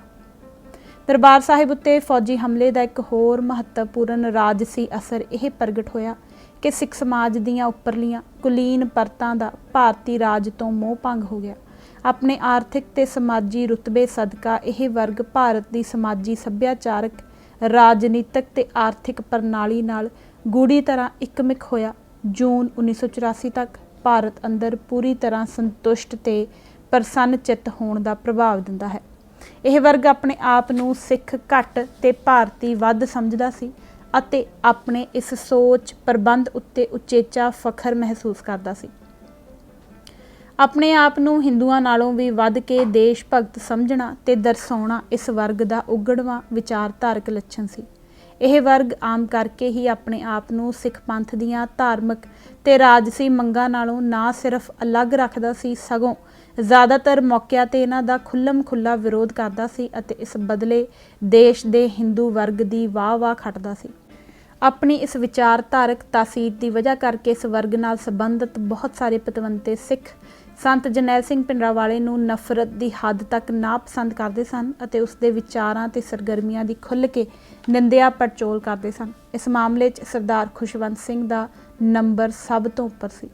ਭਾਰਤੀ ਹਾਕਮਾਂ ਦੁਆਰਾ ਹਰਿਮੰਦਰ ਸਾਹਿਬ ਉੱਤੇ ਕੀਤੇ ਗਏ ਫੌਜੀ ਹਮਲੇ ਨਾਲ ਇਸ ਵਰਗ ਦੇ ਵਿਸ਼ਵਾਸ ਨੂੰ ਭਾਰੀ ਝਟਕਾ ਲੱਗਾ ਅਤੇ ਇਸ ਅੰਦਰਲੇ ਵਧੇਰੇ ਸਵੈ ਅਭਿਮਾਨੀ ਤੇ ਸੰਵੇਦਨਸ਼ੀਲ ਤੱਤਾਂ ਨੂੰ ਪਹਿਲੀ ਵਾਰੀ ਇਹ ਅਹਿਸਾਸ ਹੋਇਆ ਕਿ ਜਿਸ ਦੇਸ਼ ਨੂੰ ਉਹ ਹਿੰਦੂਆਂ ਨਾਲੋਂ ਵੀ ਵੱਧ ਕੇ ਆਪਣਾ ਸਮਝਦੇ ਰਹੇ ਅਤੇ ਜਿਸ ਦੇ ਪ੍ਰਤੀ ਅੰਨੀ ਸ਼ਰਧਾ 'ਚੋਂ ਉਹ ਕਦੇ ਅਕਾਲੀਆਂ ਨੂੰ ਤੇ ਕਦੇ ਸੰਤ ਜਰਨੈਲ ਸਿੰਘ ਭਿੰਡਰਾਂਵਾਲੇ ਨੂੰ ਮੂਰਖ ਤੇ ਜਾਹਲ ਦੱਸਣ ਤੱਕ ਜਾਂਦੇ ਰਹੇ, ਉਹ ਦੇਸ਼ ਅਸਲ ਦੇ ਵਿੱਚ ਹਿੰਦੂ ਭਾਰਤ ਹੀ ਸੀ। ਇਸ ਨੂੰ ਸੈਕੂਲਰ ਇੰਡੀਆ ਸਮਝ ਬੈਠਣਾ ਉਹਨਾਂ ਦੀ ਵੱਡੀ ਭੁੱਲ ਸੀ। ਇਸ ਬਾਰੇ ਸਰਦਾਰ ਖੁਸ਼ਵੰਤ ਸਿੰਘ ਨੇ ਆਪਣੇ ਦਿਲੀ ਭਾਵ ਇਸ ਤਰ੍ਹਾਂ ਬਿਆਨ ਕੀਤੇ, ਮੈਂ ਆਪਣੇ ਆਪ ਨੂੰ ਸਦਾ ਹੀ ਸਿੱਖ ਨਾਲੋਂ ਬਹੁਤਾ ਭਾਰਤੀ ਸਮਝਿਆ ਹੈ। ਫੌਜੀ ਕਾਰਵਾਈ ਦੇ ਸਬੰਧ ਵਿੱਚ ਮੇਰਾ ਪ੍ਰਤੀਕਰਮ ਸਿੱਖਾਂ ਨਾਲੋਂ ਵੱਧ ਭਾਰਤੀ ਦੇ ਨਾਤੇ ਸੀ। ਮੈਂ ਇਸ ਦੀ ਨਿਖੇਧੀ ਕੀਤੀ ਕਿਉਂ ਜੋ ਇਸ ਨੇ ਸਿੱਖਾਂ ਨੂੰ ਹਿੰਦੂਆਂ ਨਾਲੋਂ ਤੋੜ ਕੇ ਭਾਰਤ ਦੀ ਏਕਤਾ ਨੂੰ ਮਾਰੂ ਸੱਟ ਮਾਰੀ। ਮੈਂ ਰਾਸ਼ਟਰਪਤੀ ਗਿਆਨੀ ਜੈਲ ਸਿੰਘ ਨਾਲ ਮੁਲਾਕਾਤ ਦਾ ਵਕਤ ਲਿਆ। 8 ਜੂਨ 1984 ਨੂੰ ਸਵੇਰੇ ਮੈਂ ਆਪਣਾ 10 ਸਾਲ ਪਹਿਲਾਂ ਮੈਨੂੰ ਮਿਲਿਆ ਪਦਮ ਭੂਸ਼ਣ ਅਵਾਰਡ ਵਾਪਸ ਕਰਨ ਬਾਰੇ ਆਪਣਾ ਪੱਤਰ ਬਜ਼ਾਤੇ ਖੁਦ ਰਾਸ਼ਟਰਪਤੀ ਨੂੰ ਸੌਂਪ ਦਿੱਤਾ, ਜਿਸ ਵਿੱਚ ਮੈਂ ਸਰਕਾਰ ਦੀ ਕਾਰਵਾਈ ਵਿਰੁੱਧ ਆਪਣੀ ਨਾਰਾਜ਼ਗੀ ਪ੍ਰਗਟਾਈ ਸੀ। ਅਗਲੀ ਹੀ ਸਵੇਰ ਮੇਰੇ ਵਿਰੁੱਧ ਤੂਫਾਨ ਖੜਾ ਹੋ ਗਿਆ। ਮੈਨੂੰ ਤਾਰਾਂ ਤੇ ਪੱਤਰਾਂ ਦਾ ਤਾਂਤਾ ਲੱਗ ਗਿਆ। ਇਹ ਸਭ ਤਾਰਾਂ ਭਾਰਤ ਦੇ ਵੱਖ-ਵੱਖ ਭਾਗਾਂ 'ਚੋਂ ਤੇ ਵਿਦੇਸ਼ਾਂ 'ਚ ਵਸਦੇ ਸਿੱਖਾਂ ਵੱਲੋਂ ਸਨ। ਇਹਨਾਂ ਵਿੱਚ ਮੇਰੇ ਇਸ ਕਦਮ ਦੀ ਪ੍ਰਸ਼ੰਸਾ ਕੀਤੀ ਗਈ ਸੀ। ਚਿੱਠੀਆਂ ਬਹੁਤੀਆਂ ਹਿੰਦੂਆਂ ਵੱਲੋਂ ਆਈਆਂ ਸਨ ਜਿਨ੍ਹਾਂ ਨੇ ਮੈਨੂੰ ਭਿੰਡਰਾਂਵਾਲੇ ਦਾ ਪ੍ਰਤੀਨਿਧ ਤੇ ਦੇਸ਼ ਦਾ ਗੱਦਾਰ ਆਖਿਆ ਸੀ। ਟੈਲੀਫੋਨ ਉੱਤੇ ਮੇਰੇ ਤੇ ਗਾਲਾਂ ਦੀ ਬੁਛਾੜ ਹੁੰਦੀ ਰਹੀ। ਇੱਕ ਵੀ ਸਿੱਖ ਨੇ ਆਪਣੇ ਪੱਤਰ ਵਿੱਚ ਇਹ ਨਹੀਂ ਲਿਖਿਆ ਕਿ ਮੈਂ ਗਲਤ ਗੱਲ ਕੀਤੀ ਹੈ। ਇੱਕ ਵੀ ਹਿੰਦੂ ਨੇ ਇਹ ਨਹੀਂ ਲਿਖਿਆ ਕਿ ਮੈਂ ਠੀਕ ਗੱਲ ਕੀਤੀ ਹੈ। ਮੈਨੂੰ ਹਿੰਦੂਆਂ ਦਾ ਪ੍ਰਤੀਕਰਮ ਵੱਧ ਨਿਰਾਸ਼ਤਾ ਭਰਿਆ ਲੱਗਿਆ, ਕਿਉਂਕਿ ਜਿੱਥੇ ਮੈਂ ਸਿੱਖਾਂ ਨੂੰ ਤੇ ਮੁਸਲਮਾਨਾਂ ਨੂੰ ਕੱਟੜਪੁਣੇ ਵੱਲ ਉਲਰੇ ਸਮਝਦਾ ਸਾਂ, ਉੱਥੇ ਹਿੰਦੂਆਂ ਨੂੰ ਧਰਮ ਦੇ ਮਾਮਲਿਆਂ 'ਚ ਵਧੇਰੇ ਵਿਸ਼ਾਲ ਦਿਲੇ, ਰਵਾਦਾਰ ਤੇ ਸਹਿਣਸ਼ੀਲ ਸਮਝਦਾ ਸਾਂ। ਇਹ ਮੇਰਾ ਇੱਕ ਭਰਮ ਸਿੱਧ ਹੋਇਆ। ਉਹਨਾਂ ਨੇ ਵੀ, ਜਿਨ੍ਹਾਂ ਨੂੰ ਮੈਂ ਖੁੱਲ੍ਹ ਖਿਆਲੀਏ ਲਿਬਰਲ ਸਮਝਦਾ ਸਾਂ, ਮੈਨੂੰ ਸਿੱਖ ਫਿਰਕਾ ਪ੍ਰਸਤ ਕਹਿ ਕੇ ਭੰਡਿਆ ਤੇ ਇਸ ਤਰ੍ਹਾਂ ਖੁਦ ਆਪਣੇ ਸਿੱਖ ਵਿਰੋਧੀ ਤਵਸਬਾ ਨੂੰ ਨੰਗਾ ਕੀਤਾ। ਇਹਨਾਂ ਵਿੱਚ ਗਿਰੀ ਲਾਲ ਜੈਨ, M.V. ਕੈਮਥ ਤੇ ਵਿਨੋਦ ਮਹਿਤਾ ਸ਼ਾਮਲ ਹਨ। ਉਹਨਾਂ ਨੇ ਮੇਰੇ ਖਿਲਾਫ ਸੰਪਾਦਕੀ ਲਿਖੇ। ਪਹਿਲੀ ਵਾਰ ਇਹਨਾਂ ਭੱਦਰ ਪੁਰਸ਼ਾਂ ਨੇ ਮੈਨੂੰ ਇਹ ਅਹਿਸਾਸ ਕਰਵਾਇਆ ਕਿ ਮੈਂ ਸੈਕੂਲਰ ਇੰਡੀਆ ਵਿੱਚ ਨਹੀਂ ਸਗੋਂ ਇੱਕ ਹਿੰਦੂ ਇੰਡੀਆ ਵਿੱਚ ਰਹਿ ਰਿਹਾ ਹਾਂ। ਦਸੰਬਰ 1971 ਵਿੱਚ ਪਾਕਿਸਤਾਨ ਦੇ ਖਿਲਾਫ ਬੰਗਲਾਦੇਸ਼ ਵਾਲੀ ਜੰਗ ਦੌਰਾਨ ਨਾਇਕ ਬਣ ਕੇ ਉੱਭਰੇ ਲੈਫਟੀਨੈਂਟ ਜਨਰਲ ਜਗਜੀਤ ਸਿੰਘ ਅਰੋੜਾ ਵੀ ਦੁਖੀ ਮਨ ਨਾਲ ਇਸ ਕੌੜੇ ਸੱਚ ਨੂੰ ਮੰਨਣ ਤੇ ਕਹਿਣ ਲਈ ਮਜਬੂਰ ਹੋ ਗਏ ਕਿ ਮੈਂ ਅੱਜ ਇਹ ਗੱਲ ਬੁਰੀ ਤਰ੍ਹਾਂ ਮਹਿਸੂਸ ਕਰ ਰਿਹਾ ਹਾਂ ਕਿ ਮੈਨੂੰ ਆਪਣੇ ਦੇਸ਼ ਵਿੱਚ ਇੱਕ ਇੱਜ਼ਤਦਾਰ ਨਾਗਰਿਕ ਨਹੀਂ ਸਮਝਿਆ ਜਾਂਦਾ ਕਿਉਂਕਿ ਮੈਂ ਇੱਕ ਸਿੱਖ ਹਾਂ। ਪੰਜਾਬ ਦੀ ਪ੍ਰਸਿੱਧ ਕਥਾਕਾਰਾ ਅਜੀਤ ਕੌਰ ਨੇ ਦਰਬਾਰ ਸਾਹਿਬ ਉੱਤੇ ਫੌਜੀ ਹਮਲੇ ਤੋਂ ਤੁਰੰਤ ਬਾਅਦ ਜਜ਼ਬਾਤੀ ਰੌਂ ਵਿੱਚ ਲਿਖੀ ਆਪਣੀ ਇੱਕ ਦਿਲ ਹਲੂਣਵੀਂ ਰਚਨਾ, ਜਿਸ ਦਾ ਅਨੁਵਾਦ ਉਸਨੇ ਲਹੂ ਦੇ ਚੁਬੱਚੇ ਰੱਖਿਆ, ਵਿੱਚ ਇਸ ਸਾਕੇ ਦੇ ਹਿੰਦੂਆਂ ਤੇ ਸਿੱਖਾਂ ਦੇ ਮਨਾਂ ਉੱਤੇ ਪਏ ਇੱਕ ਦੂਜੇ ਨਾਲੋਂ ਇੱਕਦਮ ਟਕਰਾਵੇਂ ਪ੍ਰਭਾਵਾਂ ਦਾ ਬਹੁਤ ਹੀ ਪ੍ਰਭਾਵਸ਼ਾਲੀ ਵਰਣਨ ਕੀਤਾ। ਅਜੀਤ ਕੌਰ ਦੇ ਦੱਸਣ ਮੁਤਾਬਕ ਜਦ ਇਹ ਘੱਲੂਘਾਰਾ ਵਾਪਰਿਆ ਤਾਂ ਉਹ ਤੇ ਉਸਦੀ ਚਿੱਤਰਕਾਰ ਬੇਟੀ ਅਰਪਨਾ ਕੌਰ ਭਾਰਤ ਦੇ ਇੱਕ ਸੱਭਿਆਚਾਰਕ ਜਥੇ ਨਾਲ ਗ੍ਰੀਸ ਦੀ ਰਾਜਧਾਨੀ ਐਥਨਜ਼ ਵਿੱਚ ਠਹਿਰੇ ਹੋਏ ਸਨ। ਇਸ ਜਥੇ ਵਿੱਚ ਸਿਰਫ ਇਹ 2 ਮਾਵਾਂ ਧੀਆਂ ਹੀ ਸਿੱਖ ਸਨ, ਬਾਕੀ ਸਭ ਦੇ ਸਭ ਹਿੰਦੂ ਸਨ। ਸਾਰੇ ਹਿੰਦੂ ਮੈਂਬਰ ਇਸ ਕਾਰਵਾਈ ਉੱਤੇ ਬਾਗੋ-ਬਾਗ ਸਨ ਅਤੇ ਨਿਰਲੱਜਪੁਣੇ ਨਾਲ ਇਸ ਕਾਰਵਾਈ ਦੀ ਵਜ਼ਾਹਤ ਕਰ ਰਹੇ ਸਨ। ਇਸ ਦੀ ਤੁਲਨਾ ਵਿੱਚ ਅਜੀਤ ਕੌਰ ਨੇ ਆਪਣੀ ਤੇ ਆਪਣੀ ਬੇਟੀ ਦੀ ਮਨੋਦਿਸ਼ਾ ਇੰਜ ਬਿਆਨ ਕੀਤੀ। ਅਰਪਨਾ ਦੀਆਂ ਅੱਖਾਂ ਵਿੱਚ ਗੁੱਸੇ ਦੇ ਅਥਰੂ ਸਨ ਤੇ ਉਹ ਉਹਨਾਂ ਹਿੰਦੂ ਮੈਂਬਰਾਂ ਨੂੰ ਟਾਈਮਜ਼ ਦੀਆਂ ਖਬਰਾਂ ਦਿਖਾ ਰਹੀ ਸੀ। ਇੱਕ ਖਬਰ ਲਾਸ਼ਾਂ ਵਿੱਚ ਕਈ ਨੌਜਵਾਨ ਮੁੰਡਿਆਂ ਦੀਆਂ ਲਾਸ਼ਾਂ ਸਨ ਜਿਨ੍ਹਾਂ ਦੇ ਹੱਥ ਪਿੱਠਾਂ ਪਿੱਛੇ ਬੰਨੇ ਹੋਏ ਸਨ, ਪੱਗਾਂ ਲੱਥੀਆਂ ਹੋਈਆਂ ਸਨ ਤੇ ਮੱਥੇ ਤੇ ਗੋਲੀ ਲੱਗੀ ਹੋਈ ਸੀ। ਦੂਜੀ ਖਬਰ ਲਾਸ਼ਾਂ ਵਿੱਚ ਔਰਤਾਂ ਤੇ ਬੱਚਿਆਂ ਦੀਆਂ ਲਾਸ਼ਾਂ। ਬੱਚਿਆਂ ਨੇ ਕੀ ਕਸੂਰ ਕੀਤਾ ਸੀ? ਉਹ ਵੀ ਆਤੰਕਵਾਦੀ ਸਨ, ਅਰਪਨਾ ਨੇ ਕਿਹਾ। ਆਲ ਇੰਡੀਆ ਰੇਡੀਓ ਦਾ ਹਰੀਸ਼ ਅਵਸਥੀ ਕਹਿਣ ਲੱਗਾ ਕਿ ਤੈਨੂੰ ਪੂਰਾ ਯਕੀਨ ਹੈ ਕਿ ਉਹ ਨਿਰਦੋਸ਼ ਸਨ? ਤੇ ਅਰਪਨਾ ਲੜ ਪਈ ਉਹਦੇ ਨਾਲ, ਤੇਰਾ ਮਤਲਬ ਕੀ ਹੈ? ਬੱਚੇ ਨਿਰਦੋਸ਼ ਨਹੀਂ ਹੁੰਦੇ ਤਾਂ ਕੀ ਹੁੰਦੇ ਨੇ? ਬੱਚਿਆਂ ਦੀਆਂ ਲਾਸ਼ਾਂ। ਮੈਂ ਉਹਨੂੰ ਕਮਰੇ 'ਚ ਲੈ ਆਈ, ਉਹ ਰੋ ਰਹੀ ਸੀ। ਮੈਂ ਕਿਹਾ, ਤੂੰ ਕਹਿੰਦੀ ਸੈਂ ਨਾ ਆਪਣੇ ਮੁਲਕ ਤੋਂ ਬਾਹਰ ਹੋਰ ਕਿਧਰੇ ਨਹੀਂ ਰਹਿਣਾ, ਕਿਉਂਕਿ ਆਪਣੇ ਮੁਲਕ ਤੋਂ ਬਾਹਰ ਦੂਜੇ ਦਰਜੇ ਦਾ ਸ਼ਹਿਰੀ ਬਣ ਕੇ ਰਹਿਣਾ ਪੈਂਦਾ ਹੈ, ਪਰ ਆਪਣੇ ਹੀ ਮੁਲਕ ਵਿੱਚ ਹਰ ਮਾਈਨੈਰਿਟੀ ਘੱਟ ਗਿਣਤੀ ਨੂੰ ਦੂਜੇ ਦਰਜੇ ਦਾ ਨਾਗਰਿਕ ਬਣਨਾ ਪੈਂਦਾ ਹੈ। ਇਹ ਨਹੀਂ ਸੀ ਨਾ ਕਦੇ ਸੋਚਿਆ, ਹੁਣ ਸੋਚਣਾ ਪਵੇਗਾ। ਅਜੀਤ ਕੌਰ ਸਿੱਖਾਂ ਦੇ ਉਸ ਵਰਗ ਵਿੱਚੋਂ ਹੈ ਜਿਸ ਦਾ ਜਨਮ ਭਲੇ ਹੀ ਸਿੱਖ ਪਰਿਵਾਰਾਂ ਵਿੱਚ ਹੋਇਆ, ਪਰ ਬਾਅਦ ਵਿੱਚ ਉਹਨਾਂ ਨਵੇਂ ਯੁੱਗ ਆਧੁਨਿਕਤਾ ਦੇ ਵਿਚਾਰਧਾਰਕ ਤੇ ਸੱਭਿਆਚਾਰਕ ਅਸਰ ਹੇਠ ਧਾਰਮਿਕ ਸੋਚ ਤੇ ਸੰਸਕਾਰਾਂ ਨੂੰ ਪਿੱਛਾ ਖੜੀ ਲੱਗ ਲਬੇੜ ਕਹਿ ਕੇ ਇਹਨਾਂ ਤੋਂ ਮੁਕਤ ਹੋਣ ਅਤੇ ਇੱਕ ਅਸਲੋਂ ਹੀ ਵੱਖਰੀ ਤੇ ਨਵੇਕਲੀ ਜੀਵਨ ਸ਼ੈਲੀ ਅਪਣਾਉਣ ਦੀ ਚੇਤਨ ਸੇਧ ਅਪਣਾ ਲਈ ਹੋਈ ਸੀ। ਆਜ਼ਾਦੀ ਤੋਂ ਬਾਅਦ ਸਿੱਖ ਪੰਥ ਵੱਲੋਂ ਪ੍ਰਗਟਾਏ ਜਾ ਰਹੇ ਧਾਰਮਿਕ ਸਰੋਕਾਰਾਂ ਤੇ ਖਦਸ਼ਿਆਂ ਨੂੰ ਅਤੇ ਸਿੱਖ ਕੌਮ ਦੀਆਂ ਰਾਜਨੀਤਿਕ ਆਕਾਂਖਿਆਵਾਂ ਨੂੰ ਤਿਰਸਕਾਰ ਦੀ ਭਾਵਨਾ ਨਾਲ ਦੇਖਣਾ ਅਤੇ ਆਪਣੇ ਇਹਨਾਂ ਸਨਕੀ ਭਾਵਾਂ ਦਾ ਬੇਬਾਕ ਪ੍ਰਗਟਾਵਾ ਕਰਨਾ ਇਸ ਵਰਗ ਦੀ ਉਚੇਚੀ ਵਿਚਾਰਧਾਰਕ ਪਛਾਣ ਬਣ ਗਈ ਹੋਈ ਸੀ। ਅਜੀਤ ਕੌਰ ਦੇ ਉਪਰੋਕਤ ਬਿਆਨ ਵਰਣਨ ਤੋਂ ਦਰਬਾਰ ਸਾਹਿਬ ਦੇ ਸਾਕੇ ਨਾਲ ਜਿੱਥੇ ਇਸ ਵਰਗ ਵੱਲੋਂ ਚਿਰਾਂ ਤੋਂ ਪਾਲ ਰੱਖੇ ਹੋਏ ਸਵੈ ਭਰਮਾਂ ਦੇ ਚਕਨਾਚੂਰ ਹੋ ਜਾਣ ਦਾ ਅਹਿਮ ਸੱਚ ਉਜਾਗਰ ਹੋ ਜਾਂਦਾ ਹੈ, ਉੱਥੇ ਨਾਲ ਹੀ ਭਾਰਤ ਦੀ ਸੰਯੁਕਤ ਸੰਸਕ੍ਰਿਤੀ ਤੇ ਸਰਬ ਸਾਂਝੀ ਭਾਰਤੀ ਪਛਾਣ ਬਾਰੇ ਬਣੀਆਂ ਤੇ ਖੋਟੇ ਮੰਤਵ ਨਾਲ ਧੁਮਾਈਆਂ ਗੁੰਮਰਾਹ ਕਰੂ ਧਾਰਨਾਵਾਂ ਦਾ ਵੀ ਸਾਰਾ ਥੋਥ ਨੰਗਾ ਹੋ ਜਾਂਦਾ ਹੈ। ਜਦ ਅਜੀਤ ਕੌਰ ਦਾ ਵਾਪਸ ਦੇਸ਼ ਪਰਤ ਕੇ ਇਸ ਕੌੜੇ ਸੱਚ ਨਾਲ ਸਾਹਮਣਾ ਹੋਇਆ ਕਿ ਹਰ ਹਿੰਦੂ ਫੌਜੀ ਕਾਰਵਾਈ ਨੂੰ ਠੀਕ ਕਹਿ ਰਿਹਾ ਸੀ ਅਤੇ ਹਰ ਸਿੱਖ ਖੂਨ ਦੀ ਉਸ ਹੋਲੀ ਦੀ ਗੱਲ ਕਰ ਰਿਹਾ ਸੀ ਜਿਹੜੀ ਹਰਿਮੰਦਰ ਸਾਹਿਬ ਦੀ ਪਰਿਕਰਮਾ ਵਿੱਚ ਖੇਡੀ ਗਈ, ਅਤੇ ਜਦ ਉਸਨੇ ਦੇਖਿਆ ਕਿ ਉਸਦੀ 30 ਵਰ੍ਹਿਆਂ ਦੀ ਬਹੁਤ ਹੀ ਪੱਕੀ ਸਹੇਲੀ ਤੋਸ਼ੀ ਦੀ ਸੋਚ ਦੇ ਉੱਤੇ ਵੀ ਫਿਰਕੂ ਤਵਸਵਾਂ ਦਾ ਬਰਾਬਰ ਰੰਗ ਚੜਿਆ ਹੋਇਆ ਹੈ, ਤਾਂ ਉਸਨੂੰ 30 ਸਾਲਾਂ 'ਚ ਪਹਿਲੀ ਵਾਰ ਅਹਿਸਾਸ ਹੋਇਆ ਕਿ ਤੋਸ਼ੀ ਹਿੰਦੂ ਸੀ ਤੇ ਉਹ ਸਿੱਖ। ਇਸੇ ਕਰਕੇ ਉਹ ਦੋਵੇਂ ਵੱਖੋ ਵੱਖਰੀ ਤਰ੍ਹਾਂ ਸੋਚ ਰਹੀਆਂ ਸਨ। ਅਜੀਤ ਕੌਰ ਦੇ ਇਸ ਅਹਿਸਾਸ ਦੀ ਪੁਸ਼ਟੀ ਲਈ ਅਨੇਕਾਂ ਦ੍ਰਿਸ਼ਟਾਂਤ ਦਿੱਤੇ ਜਾ ਸਕਦੇ ਹਨ। ਭਾਰਤ ਅੰਦਰ ਉੱਚੀ ਪ੍ਰਸਿੱਧੀ ਤੇ ਪਹੁੰਚੀ ਹੋਈ ਮਾਡਲ ਤੋਂ ਨਰਤਕੀ ਬਣੀ ਮਰਹੂਮ ਪ੍ਰੋਤਿਮਾ ਬੇਦੀ ਆਪਣੀ ਸਵੈ ਜੀਵਨੀ टाइम पास विच इस गल दा हुब के जिक्र करती है कि संत भिंडरांवाले की मौत की खबर सुन के उसनूं अंतां दी खुशी हुई।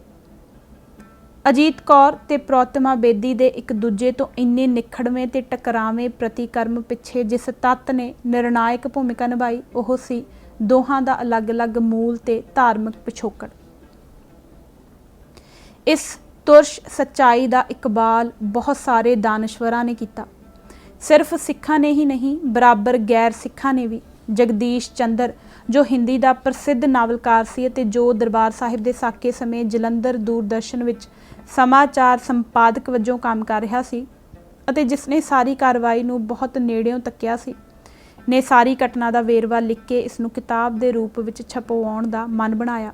पर उसनूं यह देख के बहुत हैरानी भी हुई ते भारी सदमा भी पहुंचिया कि किसी भी हिंदू प्रकाशक ने यह किताब छापण की हामी ना भरी।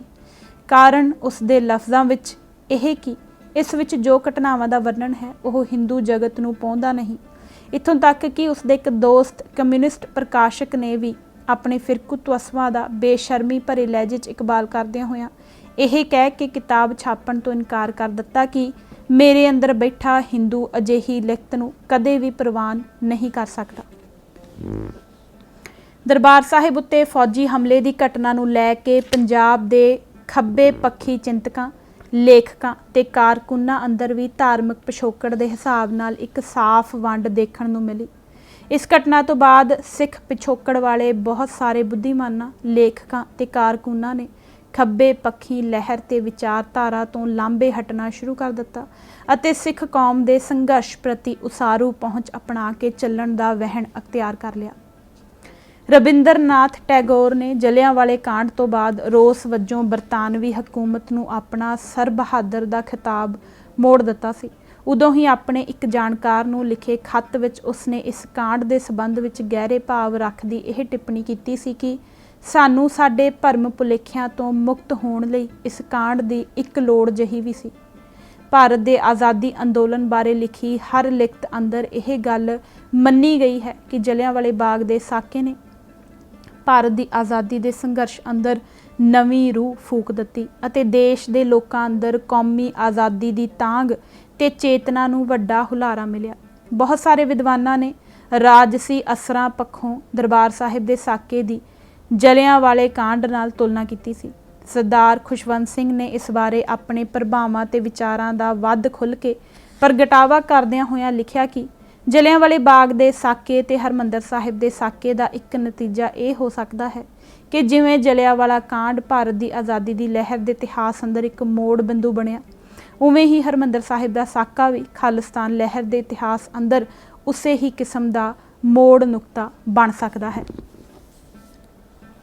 कुलदीप नैयर ने सरदार खुशवंत सिंह दे इन्हां विचारां की प्रौढ़ता करदियां होइयां दरबार साहिब उत्ते फौजी हमले तो बाद सिख जनता के व्यापक पैमाने ते खालिस्तान के पक्ष विच उलर जाण की हकीकत नूं खुले जेरे नाल प्रवान किया।